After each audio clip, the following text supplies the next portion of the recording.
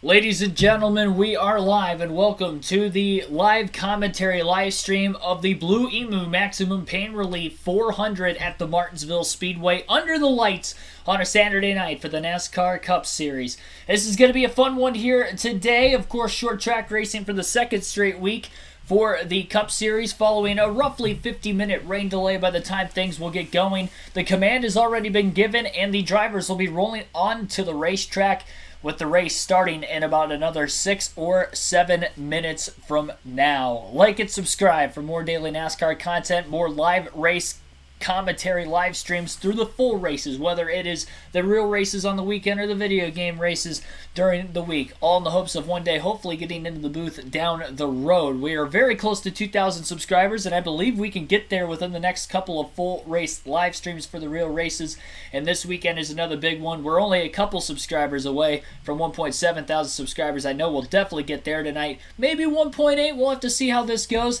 but thank you everybody for tuning in, whether you are a newcomer or an original of the original fan, I guess, of the channel. And we'll go through tonight's starting lineup for the Blue-Emu Maximum Pain Relief 400 as soon as I get the chat on my phone, so that way I don't have to go back and forth on screens for the time being. But we are finally live. They haven't pulled off of pit road yet, still finishing up the track drying, it looks like, on the front stretch. Napa Boy, Santiago Kid, Tristan Heidenkamp, Furfur Express, Derek Booth, Daytona International Speedway, TRG Eternal Tornado, NASCAR Official 2022. Welcome to the stream, and thank you everybody for watching the predictions live stream as well as getting ready for this one that maybe we're sticking out the rain delay in the chat. Appreciate it. So we'll go through tonight's starting lineup. Chase Elliott will be on the pole, and he will lead the field to the green today. He was fastest in practice. He also won the fall race in 2020, so he's looking for his second grandfather clock tonight. Eric Almirola will start outside of the front row. 3 career NASCAR Cup Series wins for Almirola, looking for his first on a track less than a mile in length. Cole Custer and Chris Buescher will line up in row number 2 tonight. Cole Custer looking for career win number 2 as well as Chris Buescher. William Byron and Kevin Harvick will line up in row number 3. Byron with 1 win this season. Harvick looking for his first win since 2020. It'll be Christopher Bell, Kyle Larson in row number 4. Larson only 2 top 10 finishes in the last 9 starts at Martinsville for himself, and Christopher Bell looking for his second career top 10 in his 5th career start at Martinsville tonight. It'll be Brad Keselowski and rookie Todd Gilliland lined up in row number 5. Gilliland, an outstanding performance yesterday in practice and qualifying. He might be a potential underdog looking forward tonight. Brad Keselowski has 2 career wins at Martinsville, 2017, 2019, both in the spring race. He was one of the sleeper picks in our predictions video moments ago. Kyle Busch and Ryan Blaney will line up in row number 6. Blaney looking for his first grandfather clock tonight. 3 runner-up finishes already in his young career here, and Kyle Busch, a multiple-time winner, and looking for redemption following a close second-place finish last season in the fall race. It'll be Austin Cindric and Joey Logano lining up in row number 7. Cindric, a rookie, didn't qualify too well for this race, neither did Logano, but I'm sure the Penske cars will have speed during race trim today. Alex Bowman and Michael McDowell will line up in row number 8. Bowman won the fall race last year at Martinsville. Justin Haley and Kurt Busch will line up in row number 9 today. Kurt Busch, a former Martinsville winner as well. And then Chase Briscoe, Martin Truex Jr. will be in row 10. Truex has won 3 of the last 5 races at Martinsville, including the night race a couple seasons ago. Bubba Wallace and Tyler Reddick will end up in row number 11. Reddick still in search for his first career win. Bubba Wallace trying to conquer a grandfather clock today. He has 1 career Cup Series win coming in, but looking for his first through a full regulation race. Austin Dillon and Eric Jones will line up in row number 12. Row 13, Denny Hamlin and Corey LaJoie. Denny Hamlin, of course, a multiple-time winner and Virginia native who won at one of his home tracks last weekend at Richmond. Ross Chastain and Ricky Stenhouse Jr. will line up in row 14. Ross Chastain won a couple weeks ago for his first career race at Circuit of the Americas. Fell off a little bit last week, finishing well outside the top 10 at Richmond, looking for redemption after a poor qualifying effort this weekend. Harrison Burton and Daniel Suarez will be in row number 15. Daniel Suarez also close to getting that first career win with a couple top 5s this season. And rookie Harrison Burton looking for his first top 10 of his Cup Series career. Josh Bilicki and J.J. Yaley will be in row 16. B.J. McLeod, Ty Dillon in row 17. Cody Ware and A.J. Allmendinger will round out the field. Allmendinger did not practice but did not qualify, so he is starting at the rear of the field today. And here's the Fox booth with Eric Almirola. Martinsville, it rolled the middle pretty good and launched up off the corners with a lot of rear grip. So we'll see. It's a lot of unknowns with this new car. A lot of things different, downshifted in the corners, upshifted on the straightaways. We're a lot busier inside the car than we ever have been at Martinsville, and this is already a pretty busy place. But I felt pretty good about it. I felt like Drew and the boys brought me a hot rod, so we'll see. Saturday night short tracking under the lights. It's going to be fun. Well, man, as a teammate, you've always been good here. This is one of your best racetracks. Looking forward to watching you. Good luck out there, buddy. Thank you, bud. Again, that was Eric Almirola being cued in by Clint Boyer in the Fox booth tonight. Chad Knaus, the guest commentator for the Cup Series race tonight on Fox Sports 1 as well, just like he was last week at Richmond. I thought he did a great job last week at Richmond, so great to see him back in the booth again this week. Michelle Marie Cave Miller, Travis Glanton, the Tower Enthusiast, and Terry Lewis, welcome into the stream as well. Had a decent showing last night. About 40 people watching the end of that NASCAR Xfinity Series race live on the channel, which we did live commentary for. And I did my first ever commentary through a boxing match as well at the end of the night. But we had fun nevertheless, despite the long length, especially with the rain delay at the start and the fact that there were 16 cautions in the Xfinity Series last night. I don't expect that many in a Cup Series race tonight. I guess you never know. It is 100 laps less than any other race we've ever had at Martinsville before. So it'll be interesting to see how the shorter race length might add to the sense of urgency. But I would imagine that it's going to be a little bit more respect given, especially earlier in the race, considering although it is shorter compared to years past, it is still 150 laps longer than the Xfinity race yesterday.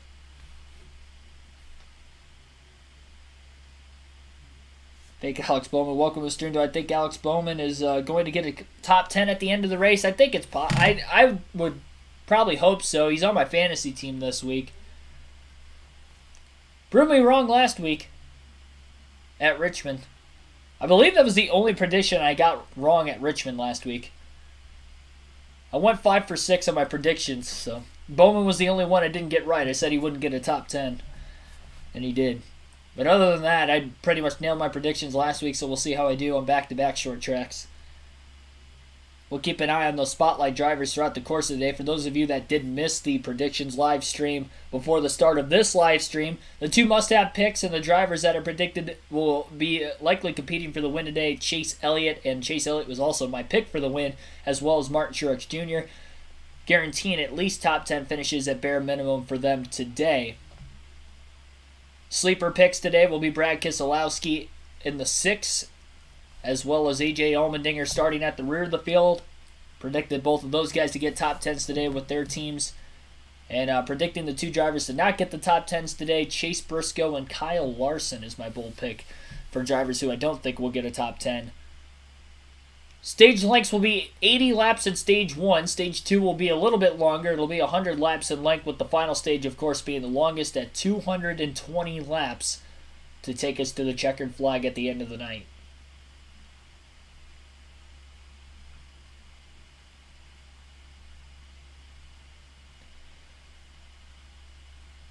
Just to clarify what I have also just heard from Mike Joy, we'll keep an eye on the radar throughout the course of this race as well tonight, but there is rain potentially threatening throughout the course of the race later, so if we get to halfway in this race or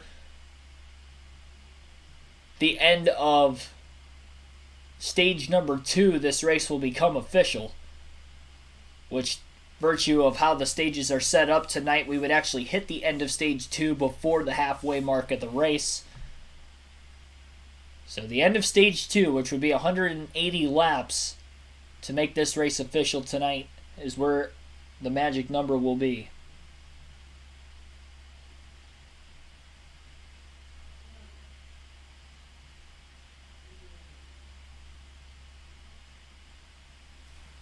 Before the race gets underway, comment down below your predictions to win this one. I see a couple of people cheering for Alex Bowman down in the chat.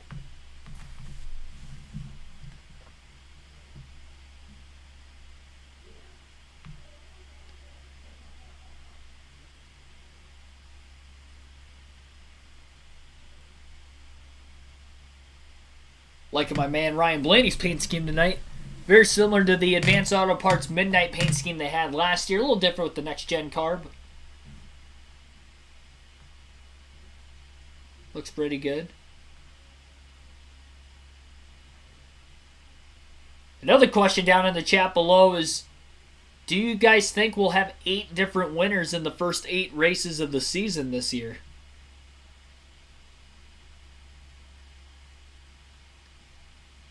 Lorraine Rios, welcome to the stream, says Martin Truex Jr. for the win. I like that pick. Chase Elliott is my pick, but I think Truex can definitely contend as well today. He's on my fantasy team, and he was one of the must-have. Told you guys that you should have in your lineups as well for fantasy. And if you are not also joined in the NASCAR Fantasy League, you can do so with the NASCAR mobile app or websites. Free to join. Sign up with your email. Search for KRC League. KRC in all caps. Capital L on League. I'll put that in the chat right now. That will be the name of the league.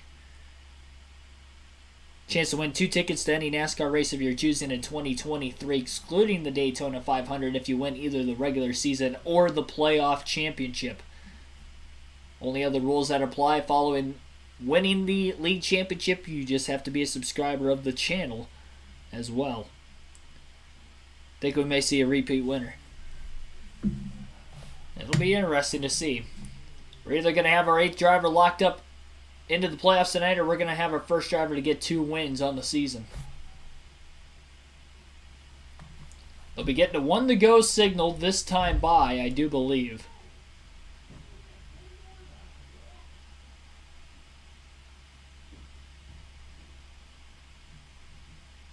Never mind, I think there's still safety trucks out on the racetrack and the lights are on the pace truck, so they did not get the 1 to go signal that time.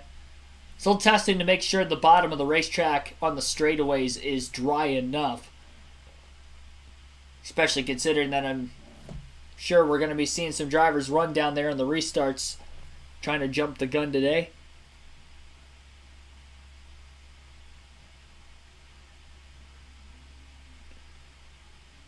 There's a 30% chance of rain. I will choose Spring Phoenix weekend if you win the championship. Way behind though. Well, the thing is though, like I said, you can win the playoff championship or the regular season championship. One or the other. If you somehow win both, then you get 2 races to pick from. They're lined up double file now, but still have not received the 1 to go signal. Yeah, 30% chance of rain the rest of the night. So it's hit or miss. It's less than 50%. So I'm optimistic in saying it won't rain tonight, but I'm not guaranteeing it at the same time. But again, to make this race official, 180 laps is all we have to get to. And it'll be interesting to see what strategies could play out. Could really throw in an oddball winner if somebody does play the strategy game correctly, depending on how the cautions play out and when that rain would end up coming.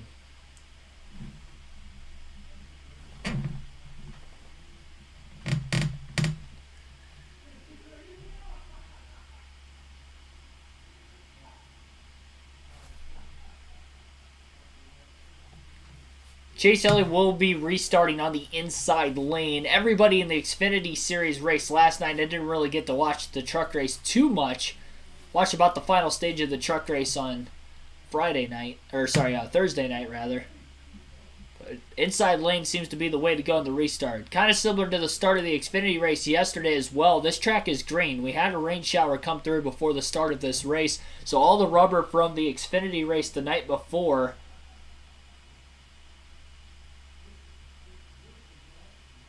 has been wiped off. So there will be no outside lane for at least the first half of tonight's race. We may see the outside groove become more prevalent by the end, but not guaranteeing it, considering the fact that it is not only 100 laps shorter of a race than what we're used to in the Cup Series at Martinsville, but also considering, again, there is zero rubber as of the start of this one.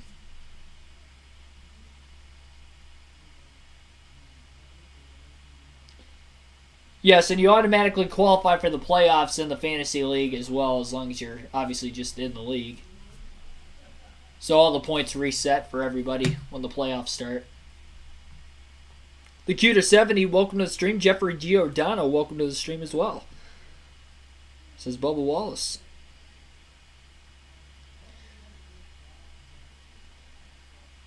Also, Virginia, get rain even if it's 10%.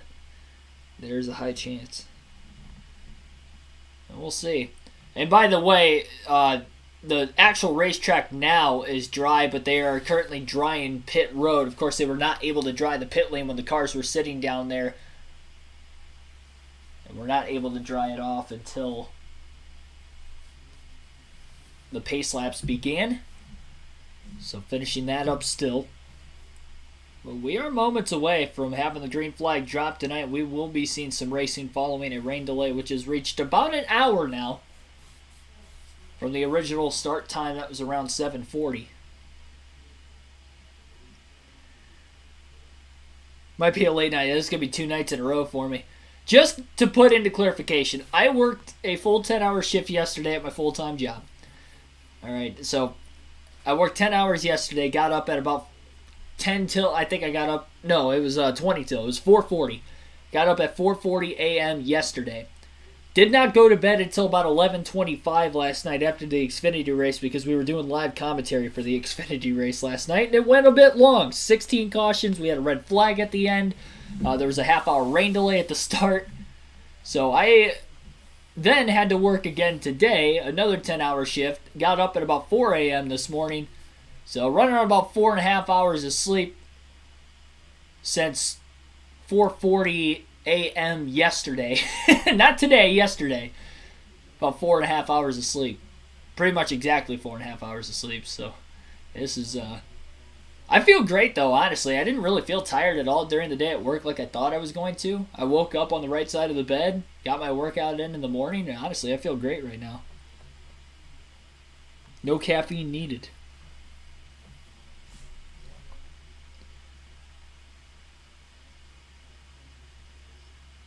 F1 race after this at 10. This race isn't going to get over by 10. Not with the late start time. Considering the fact that we had an hour rain delay. Detroit lost today. I didn't even look at it, honestly. With being at work, I couldn't watch the game. I will be able to watch tomorrow's game, though. My weekend's on Sunday, Monday, and there's no NASCAR race going on tomorrow. Assuming we get to lap 180 today, at least. Got the hot dogs. How many did you get? And rate them on a scale of 1 to 10. I rate it as a 10 just based off of the price and the fact that it's a good hot dog. You know, it's a good hot dog. There's nothing too special about it, but it's only $2 at a sporting event, professional sporting event. You can't get that anywhere else. Plus with the coney sauce and everything else. Oh, 10 Pacific time. Yeah, this race should get over by 1 a.m. then. Pretty good crowd on hand for this race despite the cold temperatures. Glad everybody was sticking this out through the rain, and they're here to watch some racing on a Saturday night at Martinsville.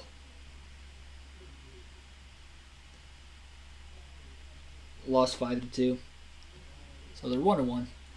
23 people watching right now. Like and subscribe for more daily NASCAR content. NASCAR Cup Series Blue-Emu Maximum Payment Relief 400 at the Martinsville Speedway under the lights is about to begin. They are on the pace laps as of right now. And the reason why there is an extended pace lap run is because they have to dry pit road, or have been drying pit road after the cars pulled on to the racetrack following about a 1 hour rain delay before the start of the race.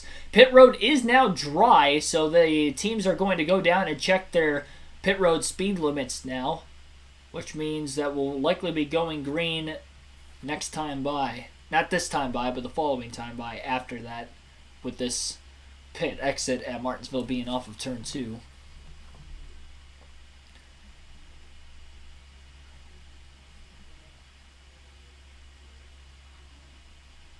Again, just a reminder, Stage 1, 80 laps tonight, Stage 2, 100, final Stage 220. They have to get to the end of Stage 2 for this race to be official. Either Stage 2 or the halfway mark is the NASCAR rule, but we'll get to the end of Stage 2 before halfway. So 180 laps would end Stage 2 tonight.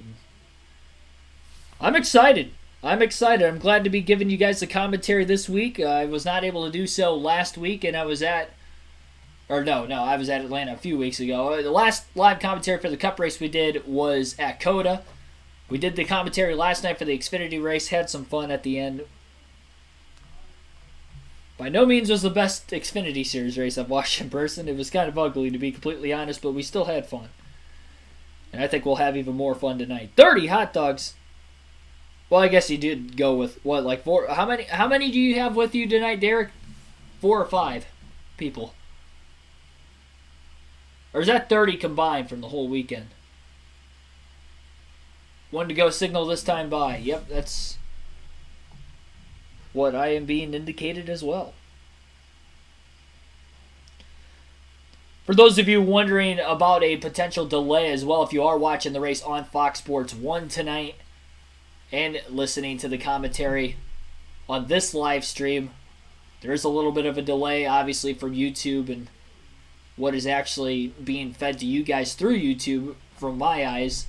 So try not to spoil it down in the chat if you can. I try not to look at the chat too much during the actual green flag action for that sake, but I check as much as I can during the stage breaks, during the cautions. I'm sure we'll see some yellows tonight, considering it is a short track. I don't think we're going to see 16 like we did last night, but I think we'll see quite a few. Well, quite a few meaning I think we'll see a handful. Honestly, I wouldn't even be surprised if we have less than 10 cautions tonight. I think these drivers will be pretty patient, at least in Stage 1. If rain is on the way by the time Stage 2 rolls around, then it could get a little interesting from there. The lights have been out on the pace truck right now. They're on the back straightaway and will be going green this time by. Again, Chase Elliott and Eric Almirola on the front row with Elliott on the inside lane. Elliott trying to win his second grandfather clock tonight. Again, my pick to win. Hopefully, I can get my first prediction right this season as far as race win goes. Predictions otherwise have been above 500 in all 3 statistical categories: must-haves, don't-haves, and sleeper picks. But I haven't gotten the race winner correct yet. Hopefully tonight will be the night. And as I work the way into the Geico restart zone, the green flag is in the air, and we are racing under the lights for the Cup Series at Martinsville. Chase Elliott gets a great launch into turns 1 and 2. He is going to be able to pull up clear on Eric Almirola off the exit of turn 2 as Almirola quickly falls down in line on the bottom in front of his teammate Cole Custer, who is in third. Chris Buescher, who started fourth, is still on the outside. Byron gets around him quickly on the start. Kyle Larson is underneath him, and now Harvick will fill the void on the bottom behind Bell. Not Larson. Larson is on the outside, a couple rows back, even behind that, battling Brad Keselowski. Buescher finally gets down to the bottom when it looked like Harvick was going to get underneath him, and Harvick may have let him go and let him get underneath early on. Didn't want to race too aggressively on lap 3 of 400. Kyle Larson was passed by Brad Keselowski as he continues to still stay on the outside. He is the only car in the outside lane in the top 10 as Kyle Busch makes the pass, and Ty Gilliland, who qualified top 10 tonight, is in 11th, right in line behind him. Larson will be able to finally get down to the bottom. Single file accordion line all the way back to about 12th place, where it is side by side between Kurt Busch and Justin Haley, it looks like, so more like 16th place, as the top 15 are all single file for right now. Not sure if we're going to be seeing a competition caution or not tonight, considering the rainstorm we had before the race. I'm unaware on if that will be the case or not. I did not see it in the pre-race notes.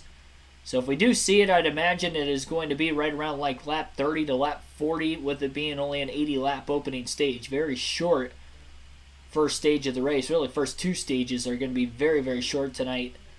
They will not have to make any green flag pit stops in either of the first 2 stages.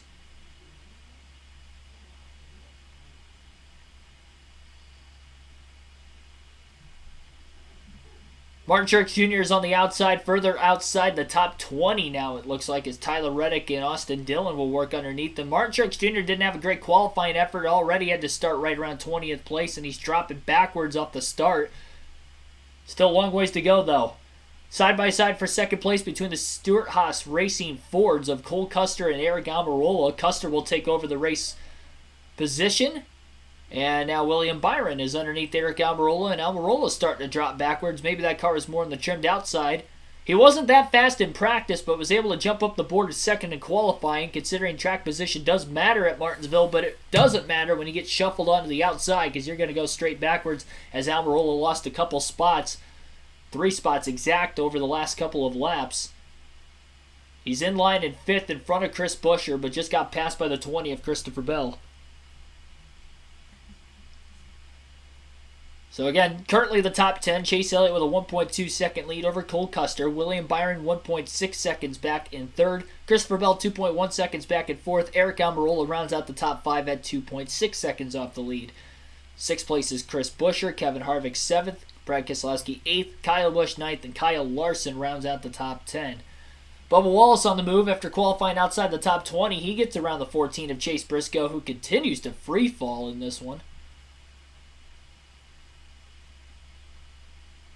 Wallace up to the 18th position with that pass. Right behind his teammate Kurt Busch in the 45 car at 23XI Racing. Poor start this season as far as the overall race speed of both the 23 and the 45 this year. Mechanical issues in multiple races, of course. Last weekend, Kurt Busch had blown an engine just a couple laps, or had an issue with the fuel pickup, just a few laps into the race at Richmond, caused an early yellow. And then Bubba Wallace, full-time crew chief Booty Barker, currently suspended after they lost a wheel 2 races ago at COTA.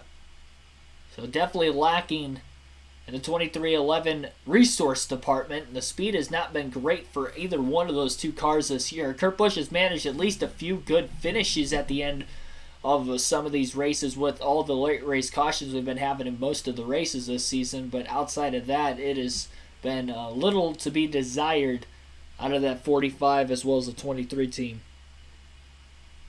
Yeah, boogity, boogity, boogity. Let's go racing, you bunch of hot dogs. I remember that Darrell Waltrip line. Whatever year that was, but I remember that.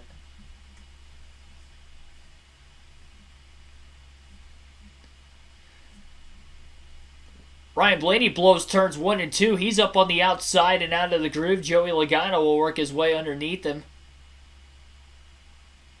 All 3 Penske cars running nose to tail, 12th through 14th, which is exactly where they qualified. Blaney still sideways off the exit of turn 4, trying to get back down to the bottom, but there is no grip up there right now. Logano cleared him off the exit of turn 4 with that slide by Blaney. Cindric is underneath trying to make the pass as well. And if Blaney doesn't get down quickly behind the 2, Alex Bowman will be there for the taking as well. And it looks like the 48 charges the corner enough to get to the inside of the 12 of Blaney. And Blaney was not able to get to the bottom when he could have potentially had an opportunity if he maybe didn't race alongside the 2 as hard as he did. Trying to really round that corner off as much as he can on the outside. It was difficult to do with no rubber on the racetrack. Bowman will make the pass, but finally Blaney gets down to the bottom after losing 3 positions over the last couple laps, and he is right in front of the 31 of Justin Haley for Colleague Racing. It'll be interesting to see what Justin Haley can do tonight. Remember back in the Busch Clash that he had a very fast car, was top 5 all race long, won his heat race in fact earlier in the day and qualified well until getting taken out in a late race wreck at the hands of Kyle Larson. This is probably the closest track to the Busch Clash we'll see all season as far as how to drive the race car itself. Very flat. It's a short track. It's an extra quarter mile in length, so a little bit higher straightaway speeds. Increased amount of brake bias, of course, with that. And obviously a longer race as well. Busch Clash was only 185 laps in the main event.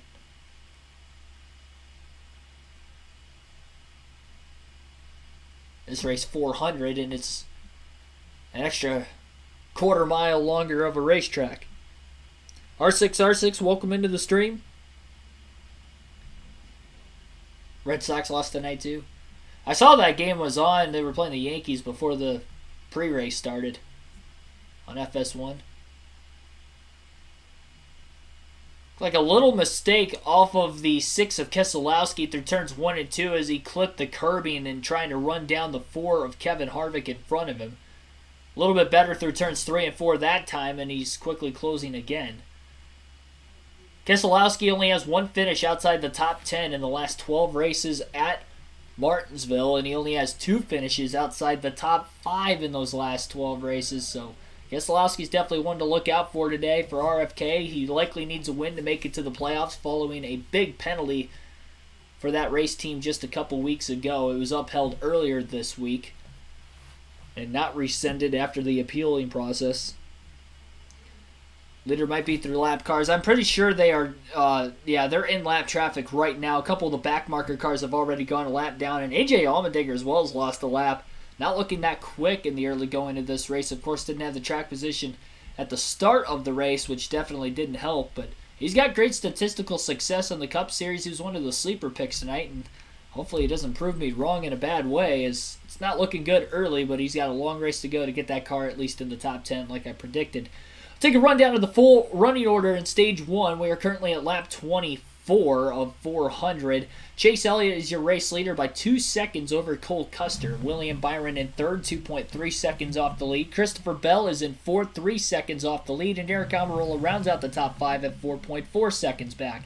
In 6th place is Chris Buescher, Kevin Harvick in 7th. The other RFK Ford is in 8th place of Brad Keselowski, Kyle Larson 9th, and Kyle Busch's Toyota rounds out the top 10. Joey Logano in 11th, Austin Cindric in 12th, Alex Bowman 13th, Todd Gilliland 14th, and Ryan Blaney rounds out the top 15. Kurt Busch 16th, Bubba Wallace 17th, Chase Briscoe 18th, Justin Haley 19th, and Michael McDowell rounds out the top 20. Tyler Reddick back in 21st after a poor qualifying effort. Right behind him is his teammate Austin Dillon in 22nd. Corey LaJoie 23rd. Martin Truex Jr. is really fallen back at the start of the race to 24th. Ross Chastain, who had a poor qualifying effort, is in 25th. Eric Jones 26th. Denny Hamlin surprisingly at the back right now in 27th. Daniel Suarez 28th. He's been a heavy hitter in recent weeks. Harrison Burton 29th, and Ricky Stenhouse Jr. rounds out the top 30. 31st is Ty Dillon, last car in the lead lap. First car 1 lap down as of right now is J.J. Yaley in the 15th and 32nd. Cody Ware 33rd, Josh Bilicki 34th, B.J. McLeod 35th, A.J. Allmendinger 36th. Couple cars are 2 laps down as of right now as well. Believe it or not, Allmendinger is one of them, according to our leaderboard, which you'll be able to see on the screen all night. Like and subscribe again for more daily NASCAR content. 42 people watching right now, and I believe only 11 likes. Let me refresh it real quick. 13 likes, so definitely hit that like button. Jack Lukey, welcome to the stream as well. Justin White, welcome, and thanks for the 99-cent super chat from Jack Lukey as well. Greatly appreciate the support there also. Fox is now back from their commercial break.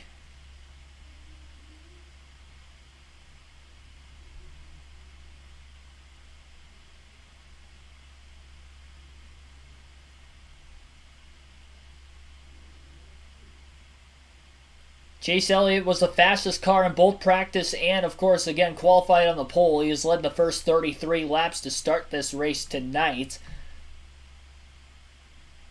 Stage 1 will end at lap 80, so just less than 50 laps away from there.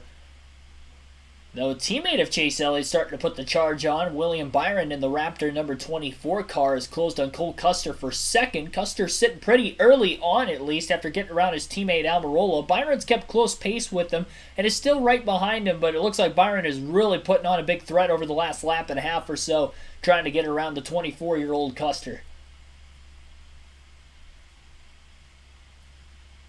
Linda B., welcome to the stream. Boy, Elliott looking amazing out there. He is doing really good early on. Austin Reed says, let's go Bowman. Bowman trying to charge forward. Didn't qualify as well as the other Hendrick Chevys, but he's moved ahead a couple of positions from the start of the race to 13th. Definitely a one-groove racetrack is Martinsville, and I'd say even more so at the start of this one, considering the fact that all the rain washed the rubber off from last night's NASCAR Xfinity Series before the start of this race. Just like with the Xfinity Series rubber, or the Truck Series rubber getting washed off before the Xfinity race in a quick rain shower that happened before that one. So very similar to the actual racing itself. Maybe not with all the contact with these guys taking care of each other in a much longer race early on. But as far as just simply running the bottom and you not wanting to go on the outside or even try to diamond or arc the corner off a little more because there's just no grip up there for the time being. By the time we get about 300, 350 laps into this race, if the rain does not threaten to that point, then it'll be interesting to see if that outside lane will come into fruition late, like we have been seeing at Martinsville in the past years with the Gen 6 car. It's also interesting to know with this new tire, with the new Gen car, if maybe that line will come in quicker or later compared to, say, even the Xfinity and Truck Series. All that is going to be new for not only us viewers, but the teams as well, all trying to learn on the fly.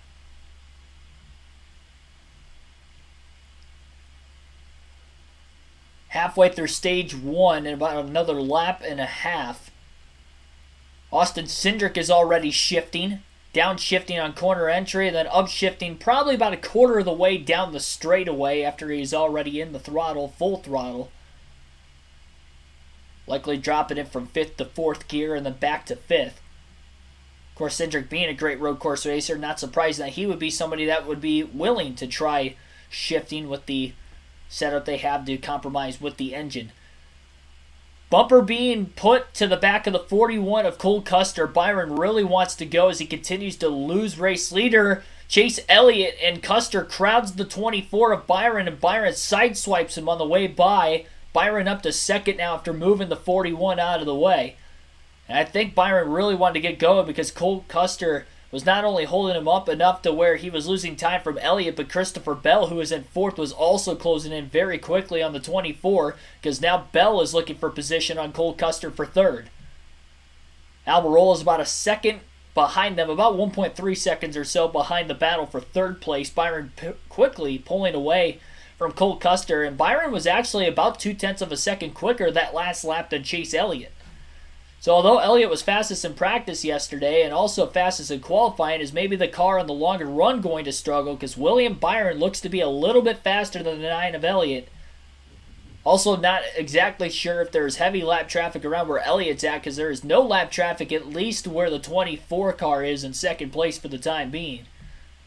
2.7 seconds is the difference now. Byron is definitely quicker than the 9 of Elliott at this point in the run. And he's got plenty of time to catch him before the end of the stage as well. 37 more laps. Although that flies by quick at Martinsville, the rate he is catching him, he should get there. Now down to 2.6 seconds. I love night races too. Peter Conover, welcome to the stream. Braden Taylor, welcome.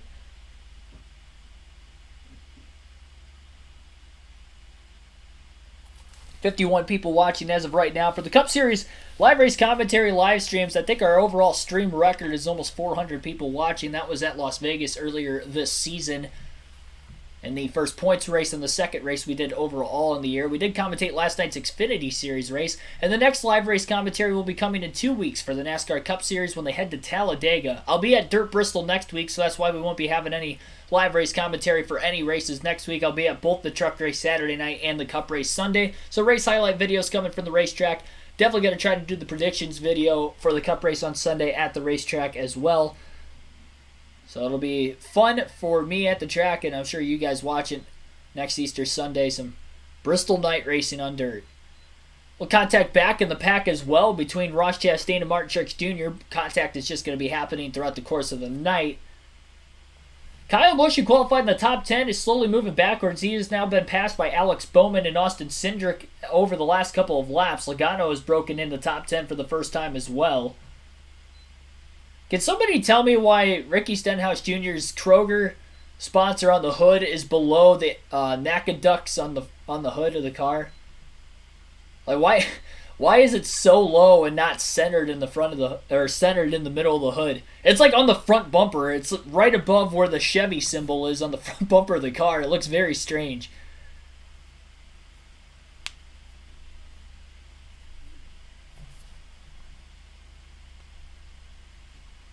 Brakes are glowing, yep. Definitely going to be a lot easier to see those glowing brake rotors under the lights versus the daytime. More brake bias here than at any other track. Well, between this and New Hampshire. the two flattest tracks on the circuit.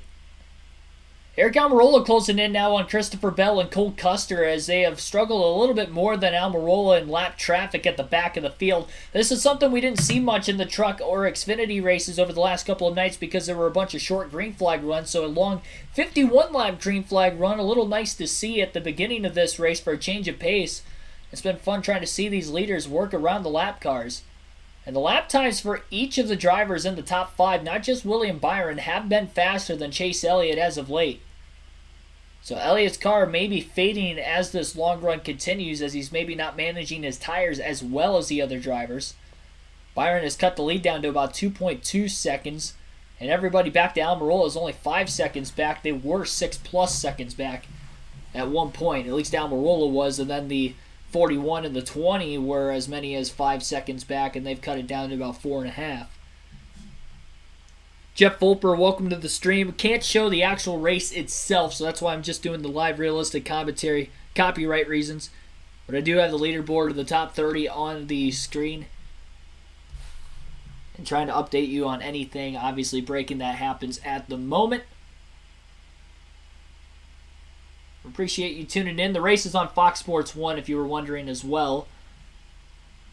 First race this season for the NASCAR Cup Series on Fox Sports 1, and I was looking ahead at their schedule. They only have 3 more races on the main Fox network the rest of the season. That would be Dirt Bristol next week, Talladega the following week, and then the Coke 600 on Memorial Day weekend. Every other race to end the regular season is going to be on Fox Sports 1 for the Fox side of things. And then even when NBC starts their commentating portion and their broadcast coverage for the NASCAR Cup Series action in the middle of the summer, they don't have their first race on the main NBC until Road America on 4th of July weekend. So a little over a month stretch from Memorial Day weekend to 4th of July weekend between races on main cable. But most of those races I will definitely be doing live commentary for on the channel. I think the only ones I wouldn't be in that stretch would be Gateway, because I'm going to Gateway in person. And then the weekend, I'd be at Mid-Ohio the weekend of 4th of July anyway for the IndyCar race that day. So I would be doing that race also. Michael Miller, welcome to the stream.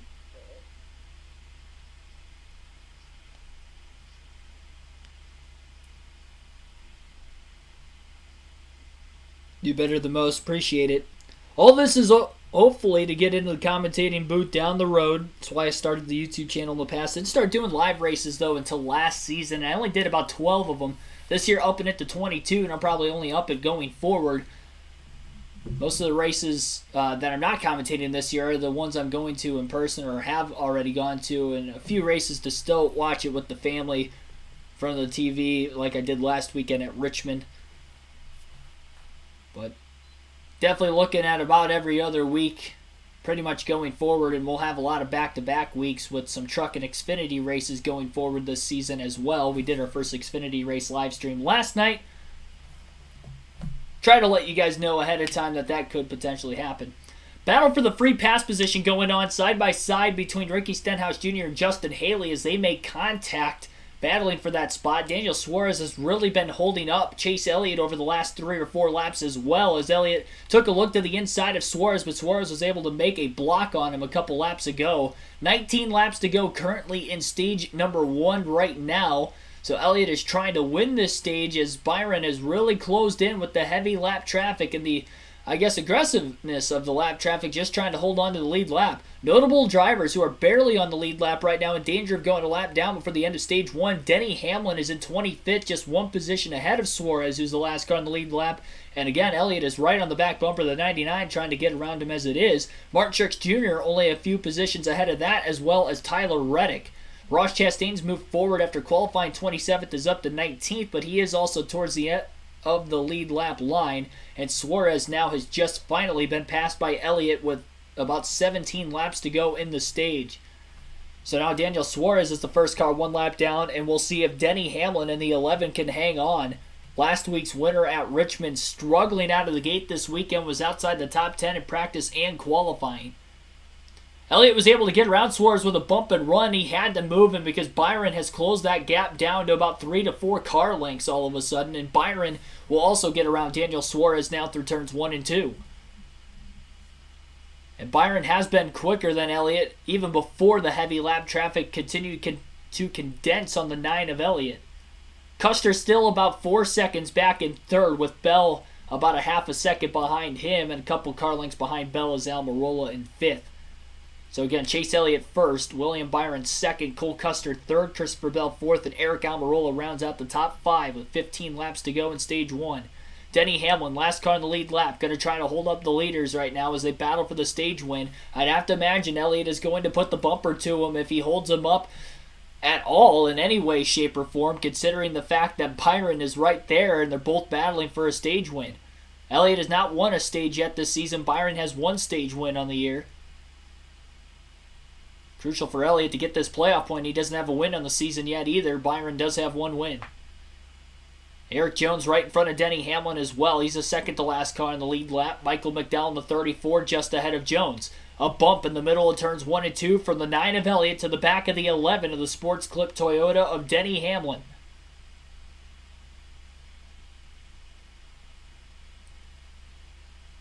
Byron closes again in 3 and 4 as it seems like Hamlin's a little bit better in 3 and 4. 1 and 2 is where Elliott's really able to charge the middle of the corner compared to the 11 of Hamlin. Hamlin, though, again beats him up off the exit of the corner, back to the throttle. And William Byron only has about a half a car length difference between him and Elliott. Those two are teammates, so it'll be interesting to see how aggressively Byron's going to race Elliott, especially with it still being early in early in the race, considering it is still stage 1. Battle in the back half of the top 10 right now as the Penske cars start to move forward. Joey Logano is up to 7th place after qualifying outside the top dozen. Ryan Blaney is up to 9th, and he's on the inside of Chris Buescher. Actually, just past Buescher for position. He is currently working on Keselowski for 8th. And Austin Cindric is working on Buescher for 10th as well, and just got around it through turns 3 and 4 that last lap. And it looked like the 48 car was not able to quite get to the inside of Buescher after Cindric had cleared him. Custer now only about 3.8 seconds off the lead. He is closing, but he's not closing quick enough considering his difference between himself and race leader Chase Elliott. It is a 2-horse race in the middle of heavy lap traffic for the stage 1 win with 8 to go this time by. Chase Elliott is the leader. William Byron again in second.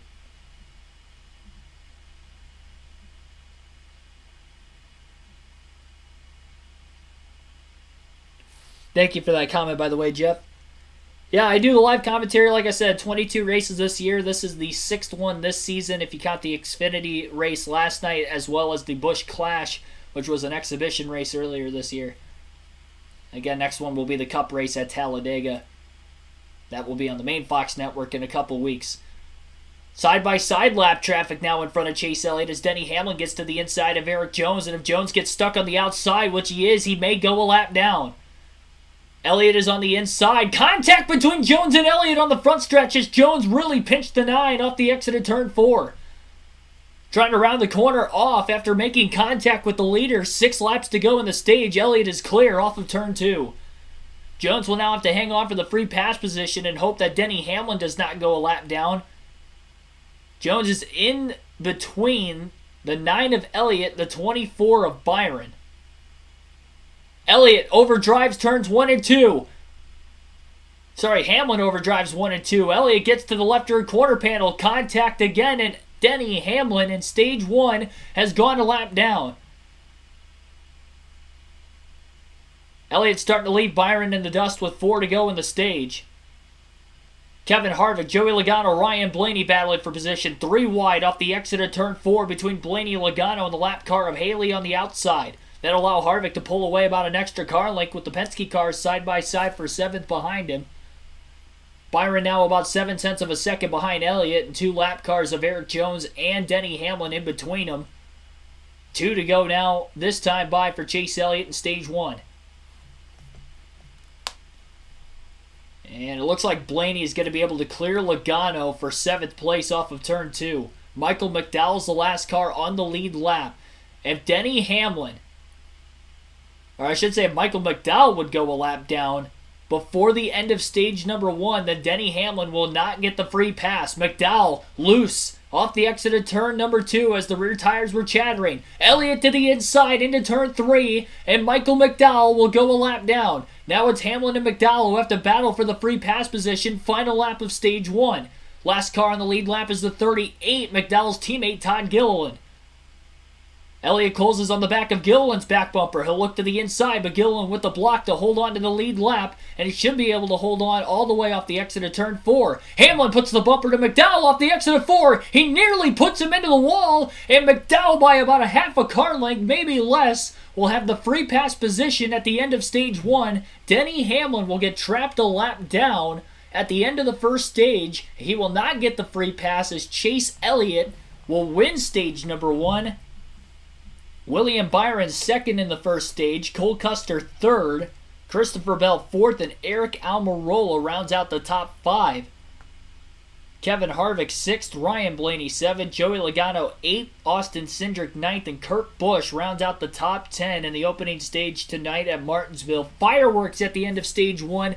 A lot of beating and banging in those final couple laps, battling for the free pass position between Michael McDowell, Denny Hamlin, as well as Elliott just trying to get around the 11 of Hamlin and the 34 of McDowell to trap as many cars a lap down as he could, as well as get away from Byron, who really closed in the second half of that stage with maybe a little bit better long run speed, but was not able to actually close enough to get to the inside of Elliott. Definitely raced him clean as well. King Brutus, Trey Phillips, welcome to the stream. Jeffrey Giordano, I see you down in the chat as well. Yep, everybody like and subscribe, as King Brutus just stated down in the chat. For more daily NASCAR content, goals 100 likes on the Cup Series live stream tonight. I believe we got to about 75 in the Xfinity Series, so 100 tonight. We're at 23 right now, 50 watching. And again, subscribe for more daily NASCAR content. 50 is not a new record. We said, I don't know what the exact number is, but it's in the high 300s at Las Vegas this year. It was nearly 400, if I remember correctly. We might have been just over 400. I'd really have to go back and look. But I know it was that race. I'm going back to check right now. We're only 5 subscribers away from 1.7 thousand as well. Just also throwing that out there. Going back to look at my analytics. I want to see what our stream record is just in case we break it tonight as this race continues. Again, Chase Elliott has led every lap of the race so far and was the winner of stage 1. Michael McDowell, the free pass at the end of the first stage. No cautions for incidents so far tonight through 83 laps.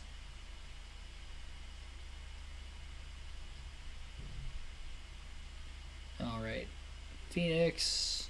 Where's Vegas at? Vegas.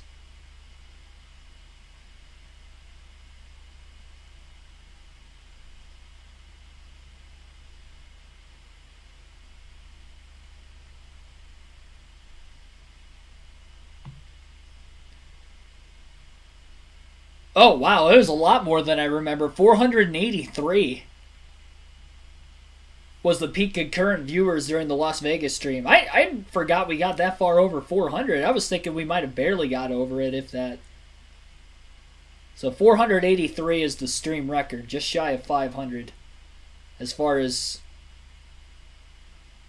viewers watching the streams at one point in time. But we've had at least a couple hundred during every Cup race so far this season, even going back to the Busch Clash that started the year. So appreciate you guys watching. Tim Irvin, I just saw you down in the chat very briefly. Welcome to the stream as well. About to have pit stops for the first time today. Chase Elliott will lead the field onto pit road, and I'm sure everybody will be taking 4 tires. First stop of the night after going through stage 1 caution free.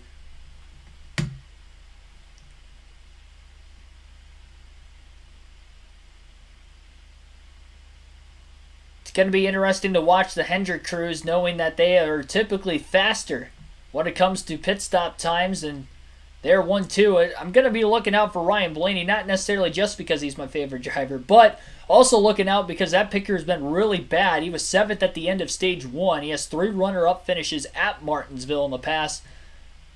Moving forward after qualifying 13th, Chase Elliott will easily win the race off of pit road, side by side for about 3rd between Bell and Almirola. It'll go to Bell, Byron in 2nd. Kevin Harvick, the big loser of the top 10 in the pits, losing 3 positions. Cole Custer loses 2. The big movers, Cindric and Logano, as they go up 2. Blaney lost 1. And here is the Fox booth with stage 1 winner, Chase Elliott. Check. Fast car, check. Win a stage, check. Is there anything that you're struggling with tonight? Yeah, I feel like our Blue Car Chevy's been pretty good. Need to manage, the lead a little bit, try to get through traffic a little better. So let's work on some of the things I'm doing in here and hopefully be around here at the end of this thing. All right, man. Keep up the good work. Yeah, appreciate y'all. Enjoy. Chase Elliott, William Byron, 1-2 after one stage. Chase Elliott has won the last 3 stages here at Martinsville. He gets his first stage win of the season right here.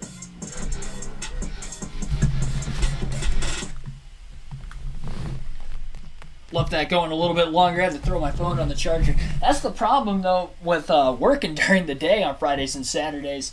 First time we've done a Saturday night stream and a Friday night stream for the live race commentary, of course, with doing it for the Xfinity race last night and the Cup race tonight. So if you see me flashing back and forth for the meantime between this and the chat on my laptop for probably the entirety of Stage 2, so that way by Stage 3 I can go back to my phone, that is what's going to happen. I'm going to keep it on that screen as much as possible.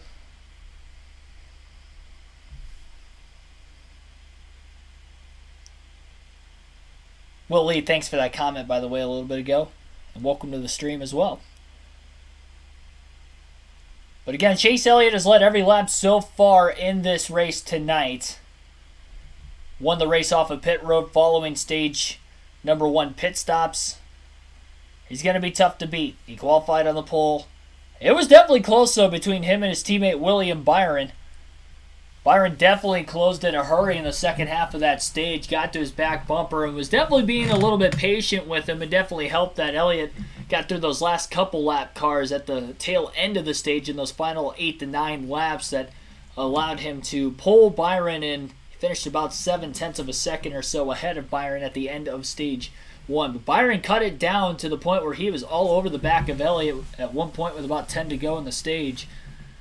Stage 2 going to be a little bit longer. They still will not have to make a pit stop through the middle of this stage, so if it does go caution-free in Stage 2 again, they will not have to make a stop, but it will be 100 laps. Stage 1 was only 80 laps.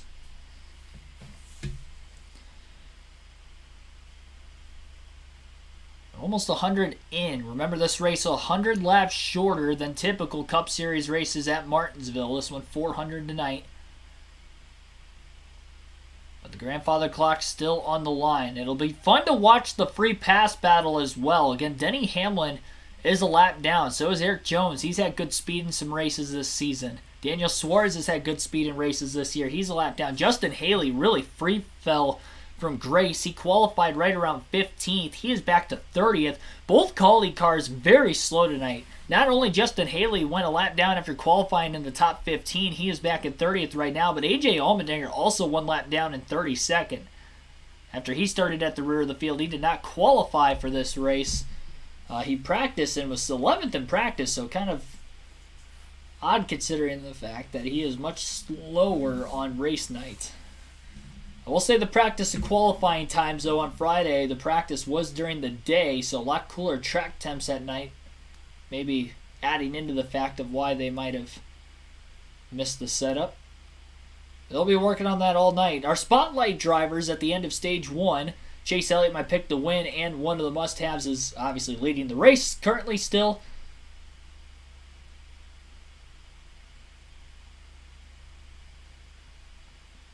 And the other must-have pick was Martin Truex Jr. He was on the lead lap at the end of the stage. He was at risk of going a lap down. He is currently 17th. Predicted him to have a top 10 and a good night. Not looking good so far, but he's still got plenty of time to get up there. The two sleeper picks this weekend. Brad Keselowski was in the top 10 at the end of stage number 1. He lost a lot of spots on pit road, though. We'll have to restart back at 22nd. I'm not sure if he had a penalty or not, but he is now back in traffic. He was 9th at the end of the first stage. And then obviously A.J. Allmendinger, who's at the tail end of the field right now, 1 lap down. I think he was the last car 1 lap down at the end of stage number 2. Chase Elliott's actually going to elect to restart on the outside. Nobody has done that all weekend. Byron will be the first car on the bottom for the restart. Green flag back in the air. And maybe a little bit of team orders perhaps, because Elliott had a great launch on William Byron. Either that or Byron just completely spun the tires on the inside. Cole Custer still on the outside of the 24 car as Elliott's able to pull away by about 3 to 4 car lengths into turns 3 and 4. Byron running the 41 car a little bit wide as they nearly make contact again off the exit of turn 4. Still door to door and nose to nose for second place. Side by side right behind him for 4th as well between Christopher Bell and Joey Logano, who moved up a couple spots on pit road. Logano on the top, Bell on the bottom. Eric Almirola right in line behind the Toyota and the Ford ahead of him. Bell finally clears Logano for position. Logano pulls down with a block on Almirola to hang on to the bottom lane into turn 1 for 5th place. More side-by-side action in the back half of the top 10 still. Cindric underneath Bowman for 8th. Harvick underneath Austin Dillon for 10th. Dillon is on a great charge. He was outside the top 10 at the start, or outside the top 20 in qualifying, and very early in this race we saw him right around 50 laps to go in stage 1, still in 22nd. So he has rallied just outside the top 10 and progressing forward. He'll be interesting to watch in stage 2. Little puff of smoke after more contact on the racetrack between Austin Dillon and Alex Bowman that time, as Dillon kind of blew the corner a little bit and ran into the side of the 48 car on the outside of him. Bowman trying to fight for the bottom, and to do so he is fighting the 45 of Kurt Busch. Still stuck on the outside. Busch will make the pass through turns 1 and 2 for 11th. This is not looking good for Bowman. He does have his teammate Kyle Larson, but Larson doesn't look like he's going to let him in line. Larson on the inside now. And Larson will get by the 48 of Bowman. Bowman will be able to get to the bottom behind him after there's more side-by-side traffic behind him between Briscoe and Buescher. So with those guys going side-by-side, Bowman finally gets to the inside lane. He's battling in the back half of the top 10 at the end of stage 1, but he loses a lot of track position back to about 13th place following the restart of stage 2. Almost 100 laps complete tonight. The Blue-Emu maximum payment relief 400 at Martinsville under the lights. They'll be at lap 100 this time by. Again, currently the top 5. Chase Elliott in first. Second place is William Byron, 9/10 of a second off the lead. Cole Custer in third, 1.4 seconds off the lead. Christopher Bell in 4th place, 1.8 seconds off the lead. Joey Logano rounds out the top 5, 2.2 seconds off of the lead of Chase Elliott. Elliott has led the first 100 laps tonight. Maybe he can go wire to wire. We haven't seen that in the Cup race, and I don't even know when the last time somebody has led wire to wire. Was it Jeff Burton at New Hampshire? In 2000, when they had the restrictor plates, was that the last time somebody's led every lap in a race in the Cup Series? Another reason he was able to do that was because of his restrictor plates at New Hampshire, a flat 1-mile racetrack. There's very little passing that day. Once he qualified on the pole, he pretty much won the race. But if Chase Elliott could do that at a track like Martinsville, navigating through the lap traffic, managing tires on long runs, that's going to be a highly, highly impressive and dominant win for Chase Elliott. Maybe perhaps the most dominant of his young NASCAR Cup Series career. I say young, but he's already accomplished a lot. Of course, being a former Cup Series champion already as well.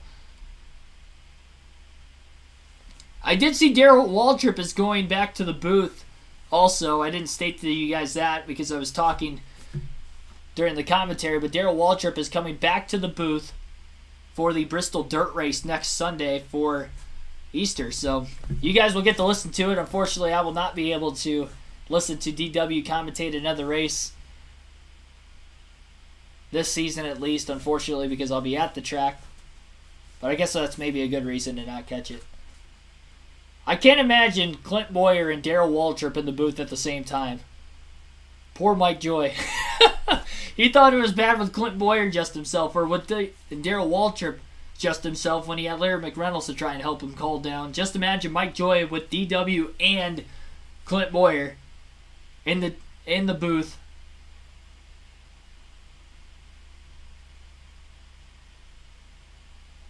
I will say, though, that Clint Boyer is probably going to have a lot of knowledge to add during the Bristol dirt racing commentary. So he started on local dirt tracks. So he's got some input there. And Darrell Waltrip probably raced back in the early 70s, I'd have to imagine, in dirt racing and NASCAR too. So that'd be kind of interesting to also add. And obviously, Darrell Waltrip, a 12-time winner at Bristol, most all-time. Then he driver past or present. Watching the onboard cam right now with Kurt Busch changing gears. We saw that earlier with Austin Cindric as well, with Kurt Busch also doing so. Busch did blow a corner a couple turns ago, and Kyle Larson just passed him for 11th place on the racetrack. That's one thing I did forget to mention also during the race report at the end of stage 1 was the don't have picks for tonight. Kyle Larson and Chase Briscoe both outside the top 10 as of right now. Again, Larson 11th, Briscoe 14th. I predicted both of those guys to finish outside the top 10. Byron is starting to close in on Chase Elliott a little bit again. It's down to 0.4 of a second lead. It was 1.2 very briefly. And it's a lot quicker into the run this time that Byron's closed on Elliott than the last time. Byron was struggling to get around Custer for a little while, and he was about 4 seconds off the lead before charging to the back bumper of Elliott with about 10 to go in the stage. But now we still have about 70 laps to go in stage 2, and we're only 30 laps in, and Byron is already within just a couple car lengths of Elliott, now 0.3 of a second back. And now he's about a car length and a half back at the start-finish line that time by charging the corner hard on entry. Byron running just a tad higher than Chase Elliott. Elliott is hugging the curb from the corner entry all the way around the corner. Byron is running maybe a quarter of a car length off the inside, but he's got a little bit of grip to be able to do so, and that could be the difference, maybe allowing him to get back to the gas a bit sooner.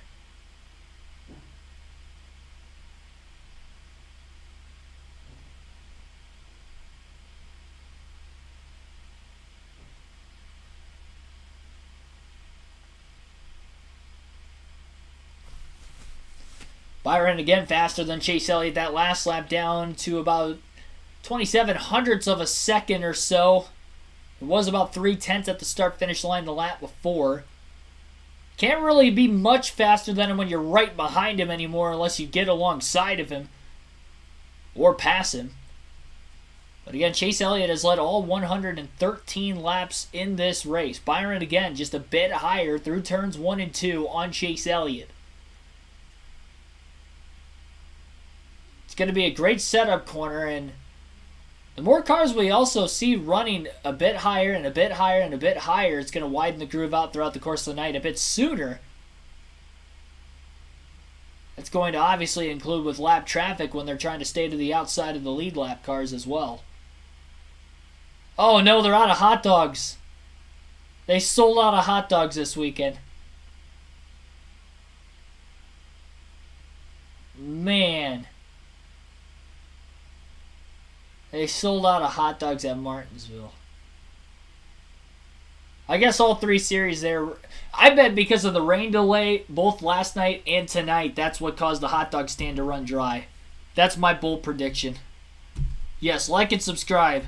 Again, for more daily NASCAR content if you are new. 34 likes on the stream right now, over 50 people watching. Greatly appreciate you guys tuning in on a Saturday night. First Saturday night stream of the year with the live race commentary. First Saturday night race in 2000.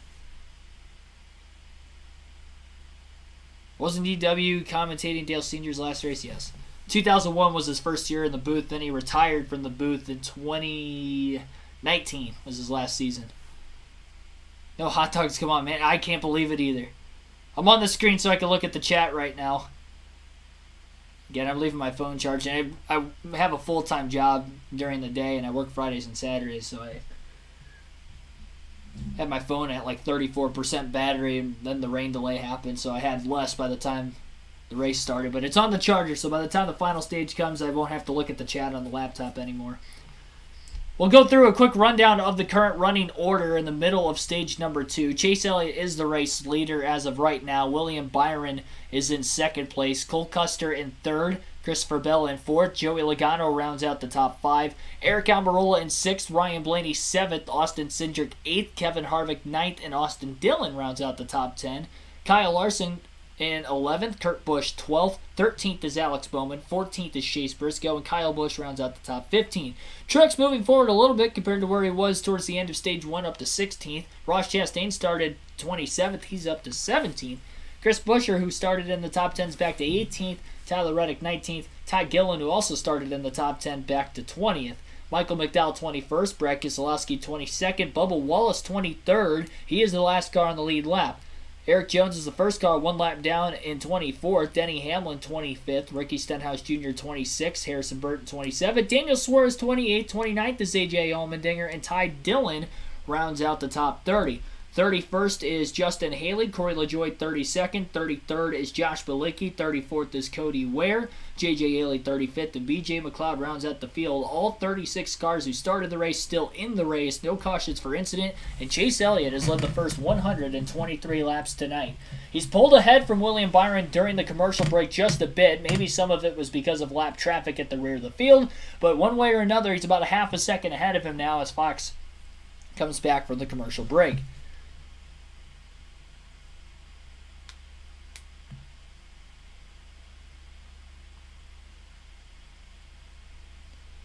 Custer already about 4 seconds back in third place as well, so big gap right now between second and third.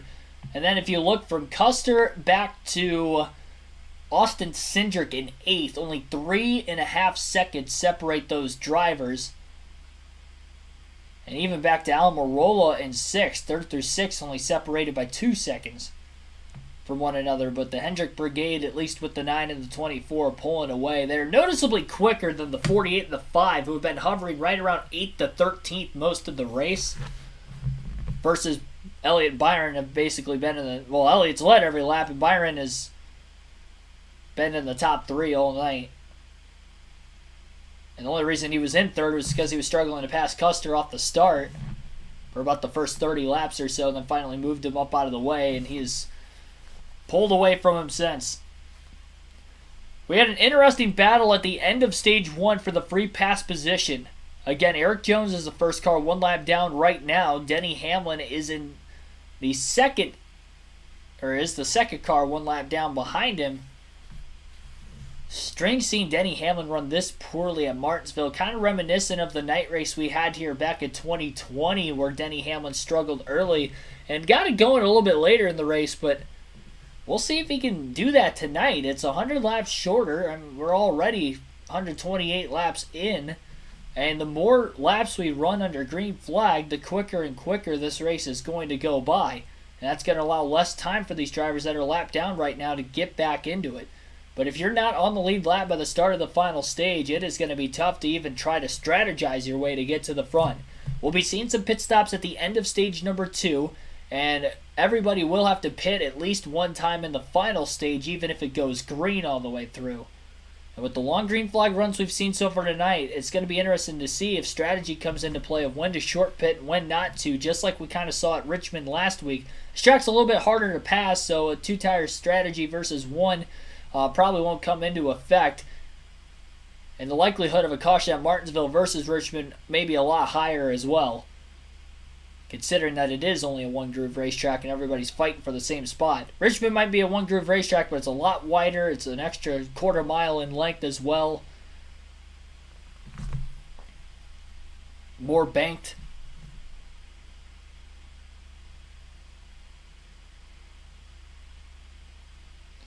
Elliott is still pulling away from Byron, now back to 0.8 of a second lead. And I wonder if Elliott might have been saving his tires a little bit earlier in the run, knowing that William Byron had caught up to him for most of the second half of stage 1.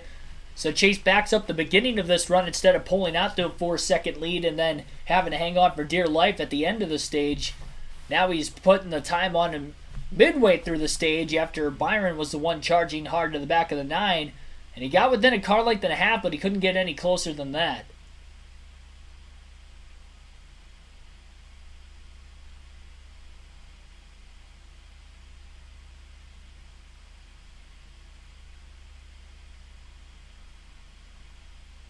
Looks like Corey LaJoie is going to go another lap down.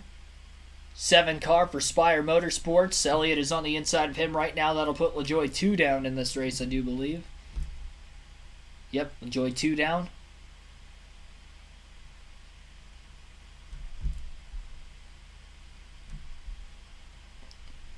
We'll have a little trivia question tonight. Been doing this for the video game live streams during the week. Well, we'll do this for the real races as well. So tonight's trivia question and Martinsville track fact that you guys can answer down in the chat below. Try not to cheat. Try not to Google this. But I'd like to see how many of you guys could get the question correct. Who is the last driver to start on the pole in a NASCAR Cup Series race at Martinsville and win? Name the year and name the driver.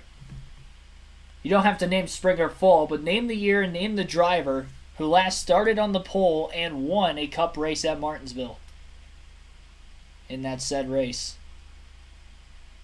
Bold prediction, Ty Gibbs receives 1 race. I don't think Ty Gibbs is getting suspended. Not what the boys have at it kind of system that they've had. 66 Kmart car looked good in 2000. I'd say it's an underrated paint scheme. I mean, it wasn't like a, transcendent in any way, but I think an underrated paint scheme was Todd Bodine's number 35 Tabasco paint scheme. That's a very underrated paint scheme.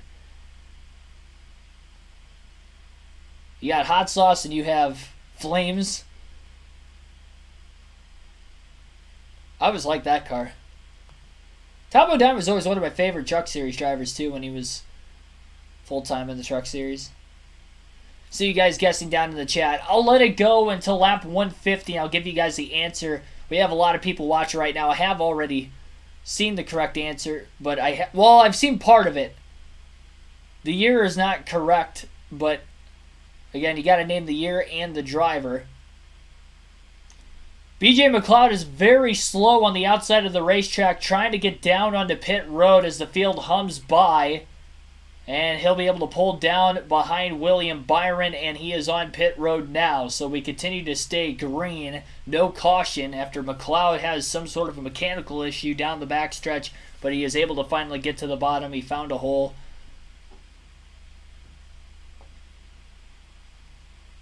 And something about the wheel not being in the right spot on the race car.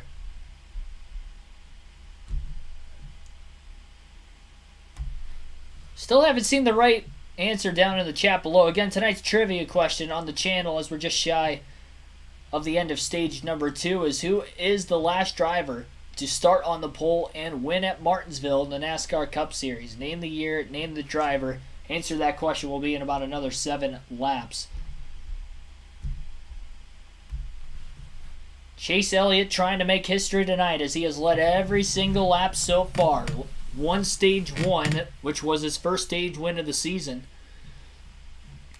Little contact between Ty Gillen and Denny Hamlin battling for position 1 lap down towards the back of the field as Hamlin got bump and rain on by the 38 of Gillen. That was a battle for 20th. And actually, Gillen is on the lead lap. Denny Hamlin is 1 lap down. So it wasn't even for position.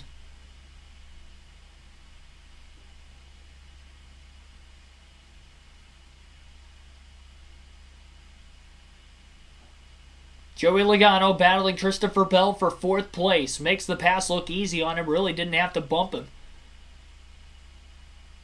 Bell might have just let him go, realizing the 22 is much faster and there's still 35 laps to go in the stage. See, that's what I mean, though. There is driver etiquette in the Cup Series. In the Xfinity or the Truck Series, they would just stay on the bottom until they get moved out of the way, and then they would get upset about it. It's like, man, if they're faster, you got to let them go. I understand if it's very, very late in the race, but I feel like they think like 70 laps to go is still super late in the race. And I can understand that on a short track like this if it's, down to the final 10 laps. That's what led to a bunch of those cautions last night, and that's why we haven't seen any cautions for incidents so far tonight. So Bubba Wallace, last car in the lead lap at 22nd. He is right in front of the 9 car of Chase Elliott as of right now. As more cars go a lap down, that's going to be much harder for Denny Hamlin Ricky Stenhouse Jr., Eric Jones, Michael McDowell, all those guys that are one lap down behind him to catch the cars in front of him. Ty Dillon about to lose another lap, it looks like, as Bubba Wallace will get around him. He's on the outside for Elliott to get back down to the bottom again.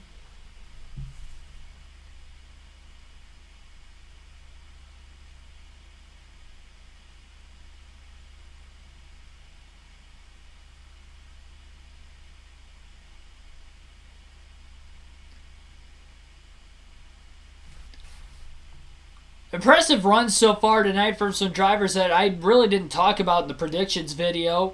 Cole Custer, he has been third place basically all night long. Kind of quietly by himself at this point. We saw Logano get around Christopher Bell just a couple laps ago. We're at lap 151. The answer to tonight's trivia question down in the chat. Again, I asked you guys, who was the last driver to win a NASCAR Cup Series race at Martinsville from the pole? The answer is Jimmy Johnson, 2013. I saw some of you guys say Jimmy Johnson. I see 2012 down in the chat. He did win from the pole in 2012 as well, but he also won from the pole in 2013, and that was the most recent. Credit to anybody who did get that question correct down in the chat. Congratulations. I don't know if anybody got the right year. 2013 Jimmy Johnson. I did see a lot of Jimmy Johnsons, but I did not see 2013. The 2012 he did start on the pole and win, but the question was the most recent, which would have been Johnson in 2013. So that is tonight's trivia question. Thanks for playing for all of you guys that did play. Billy Carjoy, welcome to the stream. I saw you in the booth as well just a little bit ago. Fox is under their likely final commercial break, I'd have to imagine, in Stage 2. It's side-by-side commercial, but we'll take a rundown of the top 10 as of right now. Chase Elliott is the race leader, 0.4 of a second back. In second place is William Byron. Cole Custer's 4.5 seconds off the lead in third. Joey Logano 4.7 seconds off the lead in fourth. And Ryan Blaney is just past Christopher Bell now to move himself in the top 5 for the first time tonight. He is 5.5 seconds off the lead. Christopher Bell is in 6th place. Eric Almirola 7th place. Austin Cindric in 8th. Kevin Harvick in 9th. Austin Dillon rounds out the top 10. Chase Elliott has led the first 157 laps tonight. No caution for incident, just that Stage 1 caution. We'll have Stage 2 come to an end in another 25 laps from now. Byron within 0.3 of a second again on Elliott. It was back to about 0.8 of a second, even though Byron was on the back bumper of Elliott about 30 laps into the stage.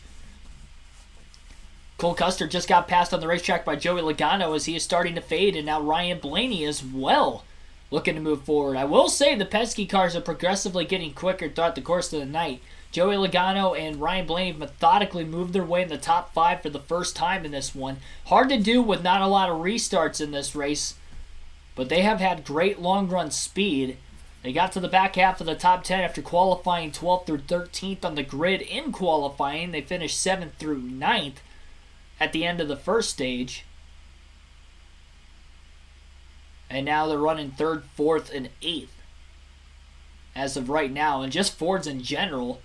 Yes, you have the 2 Hendrick Chevys of Chase Elliott and William Byron running 1-2 all night long. But behind them, it is full of Fords. You have a Ford in 3rd, 4th, and 5th.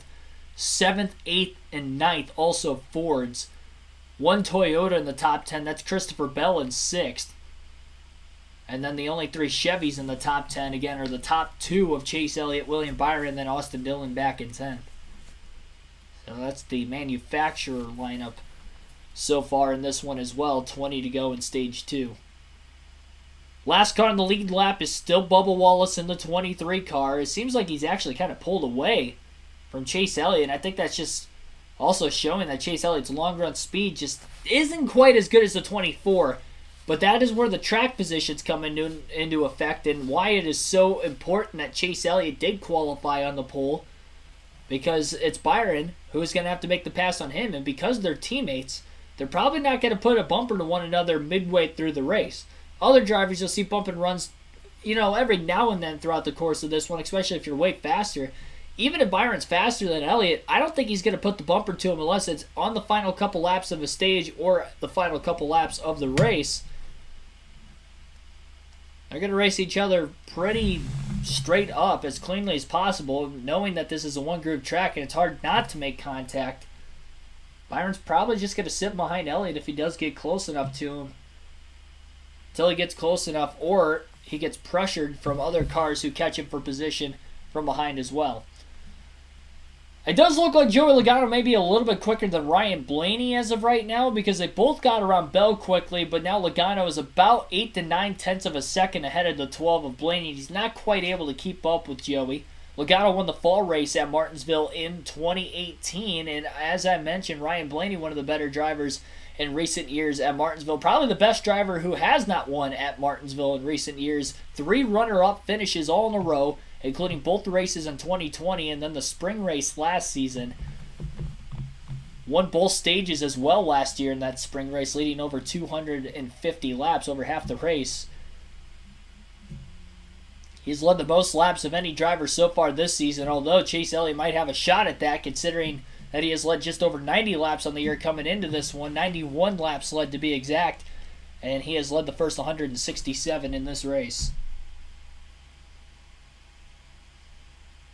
My Ty Gibbs action figure comes with a helmet. Welcome to the stream. That is a good one. Toyota NASCAR fan for life. Welcome to the stream as well. I love that name down in the chat. That is hilarious. And it speaks with current times. Jimmy was your first pick, didn't know the year. Yeah, I saw a lot of you guys did have Jimmy Johnson on the trivia question, but I didn't see anybody have the correct year. Close though.